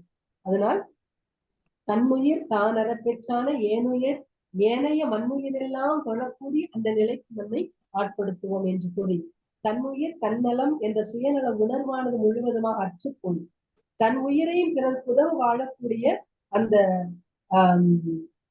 பேராளனை எல்லா உயிரினும் கூட தொழக்கூடியது. எவன் ஒருவன் தன்னுடைய உயிரையும் பிறர்க்காக உதவக்கூடிய நிலை உடையவனாக தன்னை ஆக்கிக் கொள்ளுகின்றானோ அப்படிப்பட்ட பேராளனைத்தான் எல்லா உயிரினங்களும் தொழக்கூடிய போற்றக்கூடிய நிலை ஏற்படும். இதனைத்தான் சிவ சிந்தாமணியில் இன்னுயிர்க்கு இறைவனாய் இன்ப மூர்த்தியாய் பொன்னுயிராய் பிறந்து உயர்ந்து போகுமே என்று உயர்த்தி போற்றுகின்றது சிவ சிந்தாமணி. அப்படி நாம் உயர்த்தி போற்றக்கூடிய இந்த உலகத்தில் பிறப்பெடுத்த மனிதர்களாக பிறப்படுத்த நாம் பிறரால் தொழக்கூடிய நிலை ஏற்பட வேண்டும் என்று சொன்னால் பிற உயிர்களுக்கு துயர் இழைக்காமல், துன்பம் இழைக்காமல் அருள் உள்ளம் கொண்டவர்களாக வாழ்வோமாக.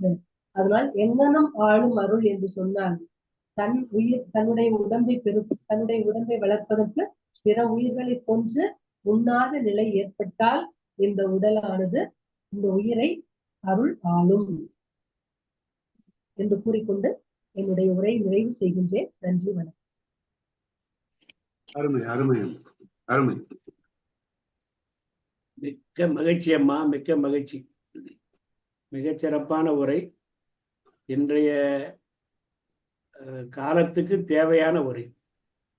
ஏன்னா எப்போ ஆயுத பூசை போகும், எப்போ தீபாவளி முடியும்னு காத்துன்னு இருந்து மட்டன் விலையை ஏற்றினேங்கிறாங்க. இந்த மாதிரி நாட்களில் இப்படி ஒரு உரை கார்த்திகை மாதம் வரதை எதிர்பார்த்து சொன்னீங்களே தெரியல. அருமையா, அதாவது இந்த நிகழ்வு வந்து ஏதாவது ஒரு ஆலயத்தில் நிகழ வேண்டிய நிகழ்வாக தான் எனக்கு தோணுது. அருமையான உரை. நான் ஆரம்பத்திலே சொல்கிற மாதிரி உங்களுடைய இது இன்னைக்கு உங்களுடைய ஃபோன்லேயே பேசலை, நீங்கள் வேற ஃபோனில் பேசுகிறீங்க. நான் என்ன நினச்சேன், நீங்கள் உங்கள் ஃபோன்லேயே உங்கள் கம்ப்யூட்டர்லேயே இருக்கக்கூடிய மைக்கில் பேசுகிறீங்கன்னா அது ஏதோ ஒரு சாந்தமான ஒரு குரலாக ஒலிக்குதுன்னு நினச்சேன். அந்த உங்களுடைய பேசும் முறையே அந்த சல சல சல சல சல சல சலன்னு வருது இருக்கு பாருங்க. எந்த விதமான தயக்கமோ ஒரு இதே இல்லாமல் கலக்கமோ இல்லாமல் உங்களோடையே இருந்திருக்க வச்சு எங்களை அழைத்து கொண்டு போகிறதுல சிறப்பான உரையாற்ற வல்லமை பெற்றவங்க நீங்கள். உங்களை வாழ்த்தி மகிழ்கிறேன் அம்மா, மிக்க மகிழ்ச்சி. இடையில ஐயா புதுவை கிருஷ்ணாவுக்கு இடையூறு கொடுக்கக்கூடாது நான். ஏன்னா அவர் வந்து கவிதை மன்னன். அவர் புதுவை மன்னன் மட்டும் இல்லை, அவர் வந்து எப்படி உங்களை வந்து இந்த கருத்தும் வாழ்த்தும் கொடுக்குறாருன்னு நான் பார்க்க விரும்புகிறேன். ஐயா புதுவை கிருஷ்ணா ஐயா, உங்களுடைய கருத்துரையை தர வணங்கி வரவேற்கிறேன். ஐயா நீங்க வாழ்த்திய பிறகு நம்ம வாழ்த்துறது என்னங்க பெரிய விஷயம். உரை நீங்க முதல்லயே சொல்லிட்டீங்க, சரஸ்வதி கடாட்சம் சொல்லி.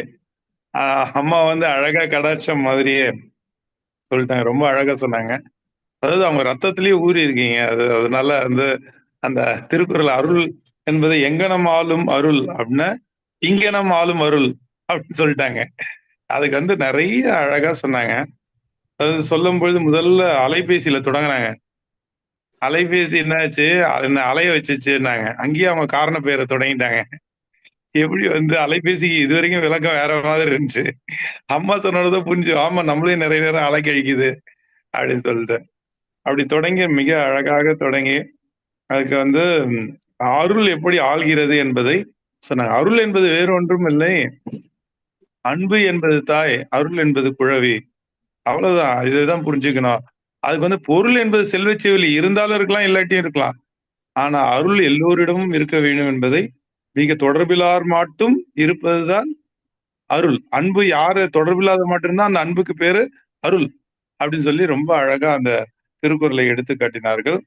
இப்ப கூட ஒரு புதிய விளக்கம் ஒண்ணு சொல்றாங்க, பிறப்புக்கும் எல்லா உயிர்க்கும் அப்படின்னா பிறப்புக்கும் எல்லா உயிரும் எல்லா உயிரும் ஒண்ணு அப்படின்ற பொருள் இல்ல. ஏன் அப்படி இருக்கணும்னா, ஒருத்தன் ஏன் கை கால் இல்லாம பிறக்கிறான், ஒருத்தன் ஏன் கண்ணு இல்லாம பிறக்கிறான் அப்படின்னு கேட்டா அதுதான் உண்மை. ஆனா அது தவறாக சொல்லிவிட்டார்கள். எல்லா உயிருக்கும் ஒண்ணுதான், பிறப்பு ஒன்றுதான். அது தவறான செய்தின்னு ஒரு கருத்தை நான் கேட்டேன். உண்மையில அழகா இருந்துச்சு. என்னன்னு கேட்டீங்கன்னா, பிறப்பு எல்லா ஒவ்வொரு உயிரும் பிறகுன்னா ஒருத்தன் கண்ணு இல்லாம கை இல்லாம பிறக்கிறான், ஒருத்தன் மிருகமா பிறக்கிறான், ஒரு வந்து பறவையா பிறக்குது, இன்னொன்னு விலங்கா பிறக்குது, இன்னொன்னு பாம்பா பிறக்குதுன்னா அப்ப என்ன பொருள் அப்படின்னா முற்பிறவியில் செய்த பயன்தான். அதுதான் அருள். அந்த அருளால் தான் பிறவி ஏற்படுமே தவிர தன்னுடைய இஷ்டப்படி அதான் பிறப்பின் இயல்பால் உயிர் பிறக்கும். அது முதல். சிறப்பின் இயல்பால் எல்லாம் தெரியும் என்பது அடுத்த வரி. ரொம்ப அழகா சொல்லியிருக்காரு. பிறப்போக்கும் எல்லா உயிருக்கும் சிறப்போவா செய்தொழில் வேற்றுமையா, தாங்கள் செய்யக்கூடிய செயல்களால் தான் சிறப்பினால் அவர்கள் பிறப்பு அமையும். ஏனென்று ஒருமையின் தான் கற்ற கல்வி எழுமை மேமா புடைத்து இல்லையா, பிறவியை பத்தி சொல்றாங்க இல்லையா. அதனால அருளின்றி ஓரணுவும் அசையாது, அவன் அருளின்றி ஓரணுவும் அசையாது இல்லையா. அதை மிக அழகாக எடுத்து காட்டினார் அம்மா. ஒவ்வொரு திருக்குறளையும் ரொம்ப அழகாக சொன்னாங்க. அருள் இருந்தால் என்ன ஆகும், தெருள் நீங்கும். தெருள்னா மயக்கம்னு அர்த்தம். இந்த மயக்கம் நீங்க வேண்டும் என்று சொன்னா உங்களுக்கு அருள் வேண்டும். அந்த தெருள் மயக்கத்துல இருந்து நீங்காதனால்தான் இப்போ கறிக்கடையில கூட்டமா இருக்கு. புரட்டாசி மாதத்துல ஏன் அவ்வளவு கூட்டம்? புரட்டாசி மாதத்துல அம்மாவை பேச கூப்பிட்டு இருக்கணும். இன்னைக்கே நிறைய பேர் வந்து மாறி உங்க பெரிய மேடையில பேசியிருந்தாங்கன்னா இங்க எல்லாம் பெரியவங்களா இருக்கிறதுனால நம்ம எல்லாருக்கும் தெரியும். இங்க இருக்கவங்க எல்லா பெரியவங்க எல்லாமே வழிகாட்டுப்போம். ஆனா இது பொது மேடையில பேசும்பொழுதுதான் நிறைய பேர் வந்து இனிமே சைவம் சாப்பிட்றதுதான் நல்லது அப்படின்னு நம்ம மாறி இருப்பாங்க. அது தனிப்பட்ட முறையில் மட்டுமல்ல. அம்மா சொன்னாங்க இல்லையா, அத ஒரு மீன் சாப்பிட்டா நல்லது அப்படின்னு சொன்னாங்க. மீன் சாப்பிடலன்னா மீனுக்கு நல்லது அப்படி சொல்லலாம். மீன் உயிரோடு இருக்கும் இல்லையா, அதனால வந்து எந்த உயிரையும் கொல்லக்கூடாது அப்படின்றத ரொம்ப அழகா சொன்னாங்க. குழந்தை அழுந்த காலத்தில் எதுக்காக குழந்தை அழுது அப்படின்னு கேட்டோம்னா, அந்த காலத்து குழந்தை எதுக்கு அழும்? ஒரு கோழியை வந்து துன்புறுத்தினா இந்த கோழியை வெட்டாதீங்க, தான் வளர்த்த ஆடை வந்து வெட்டாதீங்க, இழுத்துட்டு போவாதீங்கன்னு சொல்லும் அந்த காலத்து குழந்தை. இந்த காலத்து குழந்தை இன்னைக்கு பிரியாணி தான் வேணும் அப்படின்னு சொல்லுது, எனக்கு வேற எதுவும் வேணாம் அப்படின்னு சொல்ற அளவுக்கு அது மாறிட்டுற அளவுக்கு நம்ம அதை கற்றுக் கொடுத்து விட்டோம், பழக்கி விட்டோம் குழந்தைங்களை. உண்மையிலேயே குழந்தைங்க எந்த உயிரையும் கொள்வதை விரும்பாது. ஆனா இன்னைக்கு போய் கறிக்கடையில போய் வாங்கிட்டு வந்தோம்னா கூட, ஏன்டா முத்தின கோழியை வாங்கிட்டு வந்து அடிக்கிறாங்க அம்மா. அடுத்தது இலையான கோழியை, நல்ல கோழியை வாங்கிட்டு வர்றான் அவன். அதனாலதான் இப்போ சிப்ஸ் போடுறது கூட அந்த கண்ட்ரி சிப்ஸ்ன்னு ஒண்ணு போடுறானுங்க, காஃப்னு சொல்லி. அதாவது சின்ன கன்று குட்டியை வந்து ஏன்டா உயிரோட வச்சிருக்கணும்னு சொல்லி, அது இருந்த பயனே இல்லைன்னு சொல்லி கண்ணுக்குட்டியெல்லாம் வெட்டிடுறானுங்களாம். கண்ணுக்குட்டியை வெட்டி சிப்ஸ் போட்டுக்கிறோம். அந்த கடையில பயங்கர கூட்டம், அதுல ஸ்பெஷலிஸ்ட் அப்படிலாம் வந்து நம்மளுடைய நாட்டை மாற்றி விட்டார்கள். ஆனா அம்மா இதெல்லாம் சொன்னாங்க, நம்ம தமிழ்நாட்டுல இப்படிலாம் இருக்கக்கூடாது. ஏன் என்று கேட்டால், கைவீசி நடக்கவும் பயந்தேன் என்று வள்ளலார் பாட்டிருக்காரு இல்லையா, வள்ளலார் என்ன போட்டு கைவீசி நடப்பது கூட பயப்படுறாரு. அதை கூட அழகா சொன்னாங்க. பட்சியை அடைத்தேனா, பட்சியை அடைப்பதே தவறு, இதுல போட்டு வெட்டி எல்லாத்தையும் இந்த சிக்கன் பீஸ் கூட, அது போன்லெஸ் இதை கூட நாளைக்கு கறிக்கடையில கூட்டம் இருக்கும், போன்லெஸ் பீஸ் இருக்க அதை கொடுங்க அப்படின்னு சொல்ற அளவுக்கு இன்னைக்கு மிந்திலாம் பாத்தீங்கன்னா, என்னைக்கு வந்து அசைவ நாள் ஞாயிற்றுக்கிழமை வரும் என்று எதிர்பார்த்தாங்க. இன்னைக்கு என்னைக்கு வந்து சாப்பிட முடியாதோ அந்த நாள் எப்போன்னு எதிர்பார்க்கிற அளவுக்கு இன்னைக்கு மாறிடுச்சு. அந்த அளவிற்கு நம்மை பழக்கி விட்டார்கள் வெளிநாட்டவர்கள்லாம். எப்பயாவது ஊன் சுவை அடிசில் அப்படின்னு போர்க்காலத்துல சாப்பிடுவான் நம்மால, மற்ற சமயத்துல சாப்பிட மாட்டான். ஊன் சுவை அடிசில் எப்போ வந்துச்சுன்னா, என்னைக்காவது ஒரு நாள் போர்க்காலத்துக்கு போயிட்டு வந்து அன்னைக்கு விழா நடக்கும்போது நம்ம ஆளுங்க சாப்பிட்டாங்க. அதையும் வந்து அந்த காலத்துல சாப்பிடலையா அப்படின்னு சொல்ற அளவுக்கு நம்மளை வந்து மாத்திட்டாங்க. தன் ஊன் பெருக்கிறதுக்கு பிற ஊன் உண்ண இருக்க, ரொம்ப அழகா அம்மா சொன்னாங்க. தன்னூர் நம்முடைய ஊனை பெருக்குவதற்காக பிறருடைய ஊனை சாப்பிட்டா அது சரியா இருக்குமா? அது எவ்வளவு பெரிய தவறு. இது கடவுள் தானே எல்லா உயிரையும் கொடுத்தாரு. அப்ப கடவுளுக்கே அதை வெட்டி படைச்சா எப்படி? தன் குழந்தையில் ஒரு குழந்தையை வெட்டி அந்த கடவுளுக்கு படைத்தால் அது நியாயம் ஆகுமா? பலி கொடுக்குறேன்னு சொல்லிட்டு இதெல்லாம் நியாயம் இல்லை என்பதுதான் நம்ம வள்ளலார் சொன்னது. அது வள்ளலார் சொன்னாங்க, எல்லா அருளாளர்களையும். அதனாலதான் அவங்க பேரு அருள் ஆளர்கள் இல்லையா? ரொம்ப அழகா அம்மா சொன்னாங்க. வள்ளலாருடைய அந்த எந்த கடவுளையாவது நம்ம வந்து சொல்லும் பொழுது, இந்த உயிர் வந்து எனக்கு தேவையில்லாதவை எந்த கடவுள் சொல்லியிருக்காங்களா? ஆனா கடவுள் பேரை சொல்லி கொன்றான்.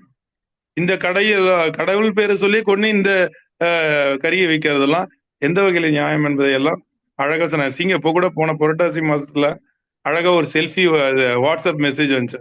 என்னன்னு கேட்டீங்கன்னா, ஒரு சிங்கம் வந்து ஆடு பக்கத்துல நின்று ஒரு செல்ஃபி எடுத்துக்குது.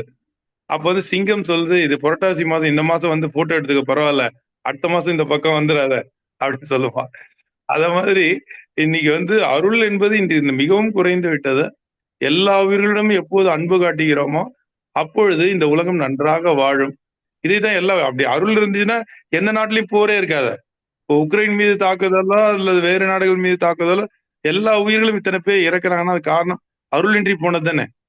அதற்காக அருளை வளர்க்க வேண்டும் என்று சொன்னால் திருக்குறளை உலக நூலாக எல்லோரும் படிக்கும் நூலாக கொண்டு சென்றால் எல்லா இடத்திலையும் அருள் வாழும் என்பதை மிக அழகாக எடுத்துக்காட்டிய அம்மையார் அவர்களுக்கு நன்றி.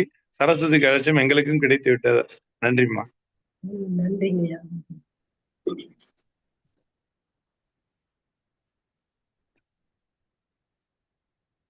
இவர் சொல்லி முடிச்சது நன்றி,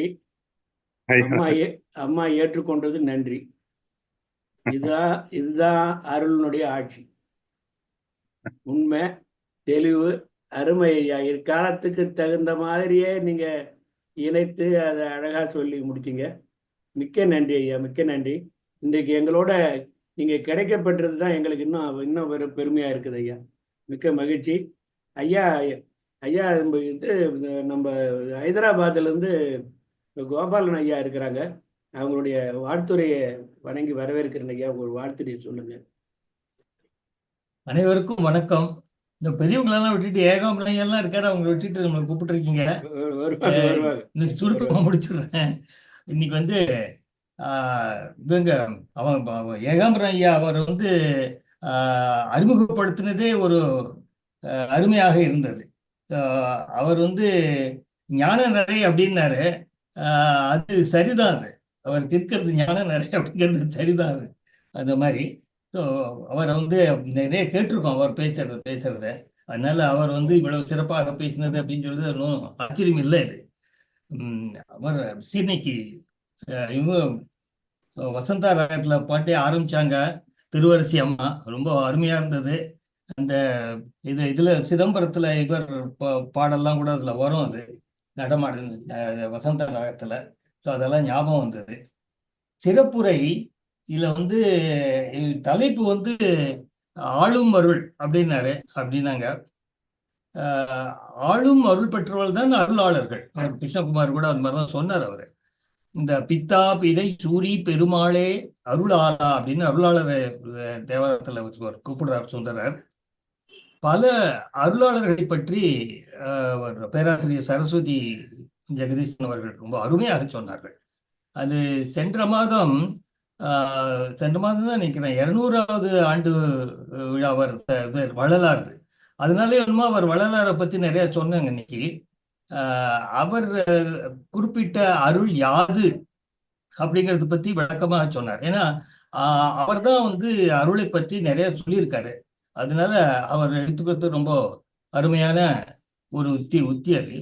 அவர் தான் இந்த வாடிய பயிரை கண்ட போதெல்லாம் வாடினேன் பசியினால் இழைத்தே அப்படின்னார். அந்த மாதிரி ஒரு ஆங்கிலத்தில் சொல்லுவாங்களா, we are one with the nature அப்படிம்பாங்க இல்லையா, அந்த ஒன் வித் நேச்சர் அப்படிங்கிறத அவர் பாடி காட்டுறது தான் நம்ம தமிழ்லயே அது இருக்காது.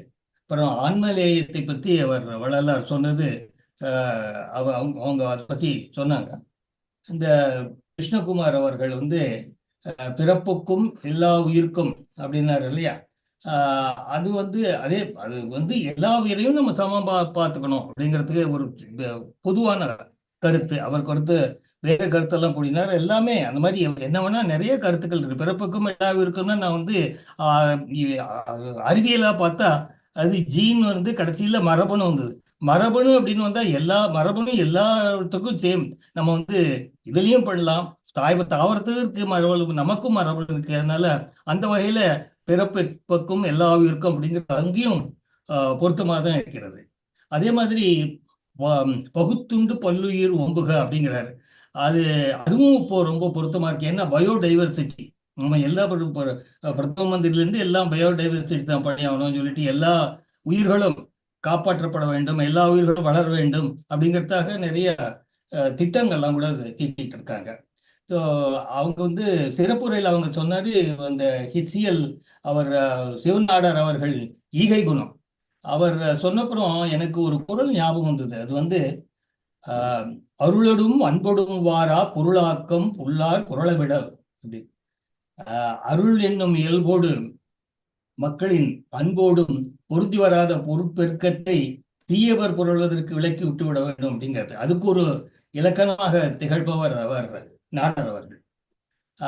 அம்மையாரின் உரையை கேட்டப்போ இன்னைக்கு வந்து இந்த வள்ளுவர் வற்புறுத்துவது அறமா அல்லது அருளா என்ற கேள்வி எழுகிறது. ஒரு பட்டுமன்றத்துக்கான தலைப்பு அது ரொம்ப அருமையா இருந்தது இன்னைக்கு. வாழ்த்துக்கள். நீங்க பரவாயில்லையே, எல்லா நாளும் குறைச்சுதான் இது போட்டுங்க. இன்னைக்கு நிறையவே சொல்லியிருக்கீங்க. ஆனா அம்மையாருடைய உரையினுடைய தாக்கம்னு தெரியுது அதுல இருந்து. உண்மையான நிலைமை அதுதான். மிக்க மகிழ்ச்சி ஐயா, சிறப்பு. உங்களுடைய படுத்த அனுபவத்தை இதுல வந்து பிரதிபலிக்க செய்தீர்கள். அது வந்து மிக்க மகிழ்ச்சியாக இருக்கிறது. பாராட்டி மகிழ்கிறேன் ஐயா.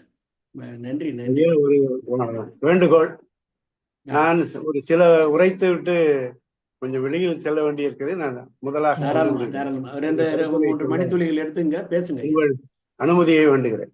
உங்களுடைய வாழ்த்துறையா. நன்றி ஐயா. அம்மையார் சரஸ்வதி அம்மையார் அவர்கள் தன்னூன் பெருக்கற்கு தான் பெரிது ஊனுண்பான் எங்ஙனம் ஆளும் அருள் என்பதை திருக்குறளில் இருந்து பிரித்த போது வந்தது எங்கனம் ஆளும் அருள் என்று. ஆளும் அருள் என்று தலைப்பு கொடுத்தேன் என்றார். அதுதான் உண்மை. நூலிட்டு பார்த்தல் என்பது முன்பெல்லாம் நூலிட்டு பார்த்தல் என்பார்கள். பெரிய புராணத்தையோ திருவாசகத்தையோ அப்படி நூலிட்டு பார்க்கின்ற பொழுது அதில் என்ன முதல் சொல் என்ன வருகிறதோ அதன்படியே எல்லாம் நடக்கும் என்பதை நம்பினார்கள் நம்முடைய சைவ உலகத்திலே, பண்பாட்டு உலகத்திலே, தமிழ் பண்பாட்டு உலகத்திலே, சமய உலகத்திலே. அதை போல அவர்கள் அந்த தலைப்பை எடுத்தேன் என்று சொன்னார்கள். மிக்க மகிழ்ச்சி. அதே போல அவர்கள் இந்த பண்பாட்டில் எவ்வாறு இந்த அருள் ஊறியுள்ளது என்பதையும் வள்ளுவரையும் வள்ளலாரையும் இணைத்து மிக அழகாக சொன்னார்கள். எங்கே கருணை இருக்கிறதோ அங்கே விளங்கிய அருட்பெருஞ்சோதி என்று தொடங்கி மிக ஆழமாக அந்த கருத்தை எல்லாம் சொன்னார். இன்றைக்கு நடைபெற்ற செய்தியும் கூட, சிவநாடார் ஒரு நாளைக்கு எவ்வளவு கொடை கொடுக்கிறார், கல்வி தொடர்பான கொடை என்பதையும் இணைத்து அது அருள் இருந்தால்தான் கொடுக்க முடியும் என்ற அந்த உண்மையையும் தெரிவித்தார்கள். அதே போல உண்ணாமை வேண்டும் புலால் பிரிதொன்றன் புண் என்று உணர்வார்பெறின் என்பதை, அந்த கருத்து மிக நல்ல கருத்து. பிரிதொன்றன் புண் என்பது உணர்ந்து விட்டால் அதை நாட வேண்டிய தேவையே இருக்காது என்ற கருத்தை மிக அடிப்படையாக ஆழமாக சொன்னார்கள். வாழ்த்துக்கள். இதுல இன்னொன்னு என்னன்னா, புலாலே சாப்பிடணும், பரம்பரையா சாப்பிட்றதே இல்லைங்க அப்படின்னு சொல்றதை விட சாப்பிட்டுட்டு இடையில் நிறுத்தி விட்டேன் என்பதுதான் பெரிது. சுவை ஒன்றன் சுவை கொண்டார் மனம், சுவை கொண்டாருடைய மனம் அதில் விட்டு வழி வராது. சாப்பிட்டு அத புலால் உண்ணுதலை அறியாமல் உண்டிருந்தேன், இப்பொழுது அதன் பக்கமே தலை வைப்பதில்லை என்ற கருத்தையும் அவர்கள் சொன்னார்கள். அதுதான் உண்மையான புலால் உண்ணான். பொல்லான் புலாலை மறுத்தானை கைகூப்பி எல்லா உயிரும் தொழன் சொன்னார்களே. அதே போல நல்ல அருள் விளக்கமாக, அருள் மாலையாக, திருமந்திரத்தில் கூட அருளதுவாகும் அறமும் தவமும் என்று சொல்லி மனுமுறை கண்ட வாசகத்தையும் இணைத்து மிக அழகாக பொழிந்தார்கள். சரஸ்வதியார் அவர்களுக்கும் திருவரசியார் அவர்களுக்கும் நம்முடைய பிறைசூடி பெருமானுக்கும் சந்திரசேகரருக்கும் எனது மனமார்ந்த வாழ்த்துக்களையும் நன்றியையும் தெரிவித்து விரைவில் வேறொரு இடத்திற்கு போக வேண்டியிருப்பதால் அனுமதியோடு வழங்கினேன். வாழ்க. உரை நிகழ்த்தியவர்கள் வாழ்க. அனைத்து பேராசிரியர்களும் அன்பர்களும் நீடோடி வாழ்க என்று வாழ்த்தி நிறைவு செய்கிறேன். வணக்கம். வாழ்க பிரதான். மிக்க மகிழ்ச்சி ஐயா. நன்றி உங்களுக்கு. ஏன்னா இப்படி நிறைய அலுவல்களை எடுத்து இங்க இதுல தொடர்ந்து வரணும்னு ஆசைப்படுறீங்க. இதுக்கு எனக்கு ஏன் வரலன்னு உரிமையா கேட்டீங்க. அதே மகிழ்ச்சியா இருக்கிறது ஐயா. எனக்கு ஏன் அனுப்பல, விட்டு போயிட்டோம் என்பதுதான் எனக்கு. என்ன விடாம போயிட்டோங்களா என்னன்னு தெரியலையான்னு. விடுமுறையா அடுத்த திங்களில் கூட அடியன் பங்கு பெற ஒரு வாய்ப்பு தருவீர்கள் என்று நினைக்கிறேன். செய்யலாம் பார்க்கலாங்க. அம்மாவே ஒரு 6 மாதத்துக்கு பிறகுதான் எங்களுக்கு கிடைக்கிறாங்க. ரொம்ப நாளா திரும்ப கேட்டுட்டு இருந்தேன் நான். அம்மா அவங்களுடைய உரையாற்றணும்ட்டு தயாரா இருக்கிறேன்னாங்க. அது பிரகாரம் தான் இப்போ இன்னைக்கு அமைஞ்சது.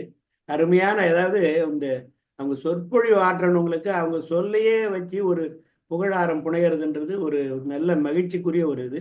அருமையான இதை செஞ்சீங்க ஐயா. கூட அருமையா அதுலேருந்து தொட்டு அதை பேசும்போது அவங்களுக்கு அவங்க சொன்னதை திரும்ப ஒருத்தரும் அதை விளக்கம் சொல்லி அதில் தான் எங்களுக்கு ஒரு இன்பம் கிடைத்தது என்பதை அவங்க பரிமாறுறாங்கன்னு போது அவங்க மகிழ்ச்சி அடைவாங்க.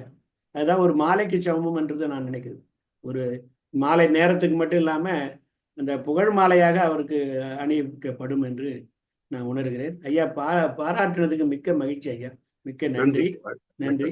அடுத்து அம்மா பால சரஸ்வதி அம்மா இருக்கிறாங்க நம்மளோட. அம்மா பால சரஸ்வதி, அம்மா முனைவர் பால சரஸ்வதி இருக்கிறாங்களா? பாலா சரஸ்வதி இருக்கிறீங்களாம்மா? கணவரோட வந்தாங்க. அம்மா பால சரஸ்வதி இல்லைன்னு நினைக்கிறேன். அம்மா முடிவுக்கு வந்துடலாம். அருமை அம்மா. அருமையான தத்துவ கருத்து. அதான் வள்ளலாரை இணைச்சாங்க அவங்க. வள்ளலாரை இதுல கொண்டு வந்தது மட்டும் இல்லாம நிறைய அவங்க நீங்க இப்ப ஐயா தொட்ட மாதிரி திருவாசகம், அதுக்கு மேல வைணவ புராணங்கள் எல்லாம், அதாவது பன்மொழி வித்தகின்னு தான் சொல்லணும் அவங்கள, அப்படிப்பட்டவங்க.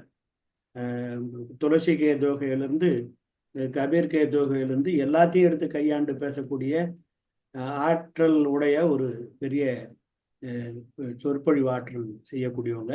ஐயா ஐயா வணக்கம் ஐயா. நான் பாலசரஸ்வதி நான் இருக்கேன். எனக்கு கொஞ்சம் மைக் ஆன் பண்றது தாமதம் ஆயிடுச்சு. பரவாயில்ல பரவாயில்ல. நல்ல உரைங்க ஐயா. ஒரு அதாவது ஒரு திருக்குறள் அப்படிங்கிறது வந்து இன்னைக்கு நம்ம எல்லாருடைய மனதிலும் எப்படி இருக்கு அப்படிங்கிற வகையில நல்ல கருத்தையும் அதுக்கு பின்னாடி வந்த நல்ல சான்றோர்கள் எல்லாம் இந்த திருக்குறளை எப்படி நமக்கு வந்து வேறு விதத்துல கொடுத்திருக்காங்க அப்படிங்கிறதையும் மிக அழகா எடுத்து சொன்னாங்க.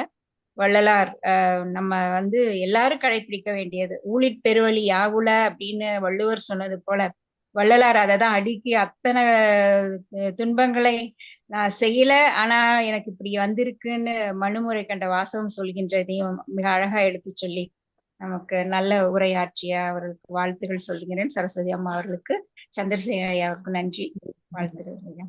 ஐயா ஐயா ஹைதராபாத் ஐயா இருக்கிறாங்க, அவங்களுக்கு ஒரு நன்றி சொல்லுங்க. என்ன இந்நேரம் வரைக்கும் இருந்து இந்த ஆளும் அருளை நம்ம இது பண்றோம் பாருங்க, அதுதான் பெரிய மாட்சி, அது வந்து பெருமை நமக்கு. அதுக்கு இப்போ வர நான் சொன்ன கருத்தை அப்படியே தொடர்றேன். அம்மா மிக்க மகிழ்ச்சியம்மா, நன்றி உங்களுக்கு. நன்றி ஐயா. ராமச்சந்திரன் ஐயாவுக்கும் நன்றி சொன்னதா சொல்லுங்க, பக்கத்துல இருப்பாரு. நன்றி நன்றி. இது எந்த விதமான மத கருத்தினுடைய தாக்கத்துக்கே கொண்டு போகல பாருங்க. எப்படி வள்ளலார் வந்து அந்த அருள் அந்த அன்பு என்பதை மேலோங்கி நிறுத்தி எப்படி பேசினாரோ அதே மாதிரி அதை வந்து கிருஷ்ணகுமார் ஐயா கொஞ்சம் அப்படி அழகா அப்படியே அந்த பருவத்துக்கு தகுந்த மாதிரி முதிர்ச்சிக்கு தகுந்த மாதிரி ஐயா கோபாலன் ஐயா தொட்டு காட்டினாங்க, தாக்கம் இல்லாம. அப்படி கொண்டு போக எழுப்பிறப்பும்ன்றதுக்காக ஏதோ ஒரு வழிக்கு கொண்டு போகணும்னு அவசியம் இல்லை. இது என்னன்னா, உயிர்ன்றது ஓர் உயிர்லேருந்து இன்னைக்கு உயர்நிலை உயிர் வந்து நம்ம மாண்டோம் மனிதர். இந்த உயர்நிலை உயிர் வந்து என்ன நாம வந்து கட்டுப்பாடா செய்யணும்ன்றதுக்காக இட்ட கட்டளை தான், வள்ளுவர் இட்ட கட்டளை தான் இது என்று நான் நினைக்கிறேன். அதை மனமாற தன்னுடைய வாழ்க்கையிலே வந்து நிரூபித்து காட்டு அத்தனை பேருக்கு இன்றைக்கும் அணையாத அடுப்பாக புகைந்து கொண்டிருக்கக்கூடிய வடலூர் வள்ளலார் அவர்கள் நிச்சயமா அவர் வள்ளலாருக்காக எடுத்த ஒரு நிகழ்ச்சியாக தான் இது நான் எடுத்துக்கொண்டேன். நான் தலைப்பே வந்து வள்ளலாரும் வள்ளுவம்ன்ற மாதிரியே இதை கொண்டு வந்திருக்கலாம், இல்லைன்னா ஆளும் அருள்ன்றதை கொண்டு வந்தாங்க. அம்மா அருமை அது என்ன, அந்த புலால் மறுப்பதிலிருந்து தான் அதை தொடங்கணுன்றதுக்காக அவங்க அதை எடுத்து சொன்னாங்கன்றது. அதை வந்து ரொம்ப ரகசியமா வச்சிருவாங்கன்னு நினைச்சேன். அப்பயே சொல்லிட்டாங்க ஐயா, நான் வந்து இந்த பாணியில் அதுல இருந்து எடுக்கிறேன் ஐயான்னு சொல்லிட்டாங்க. அதனால எனக்கு ரொம்ப எளிதா இருந்தது. அப்படி ஐயா சொல்ற மாதிரி பண்புடைமை அன்புடைமை எல்லாத்துலேயும் அவர் ஒரு அப்படி உள்ள போய் வர முடிஞ்சுது. இதுல என்னன்னா, இப்படி ஒரு தலைப்பை அவங்க தரதுல நமக்கு ஒரு 5 அதிகாரம் 4 அதிகாரம் சுற்றி பார்க்கணும்னு ஒரு சுற்றுலா போகலான்னு ஒரு ஆவல் வருது.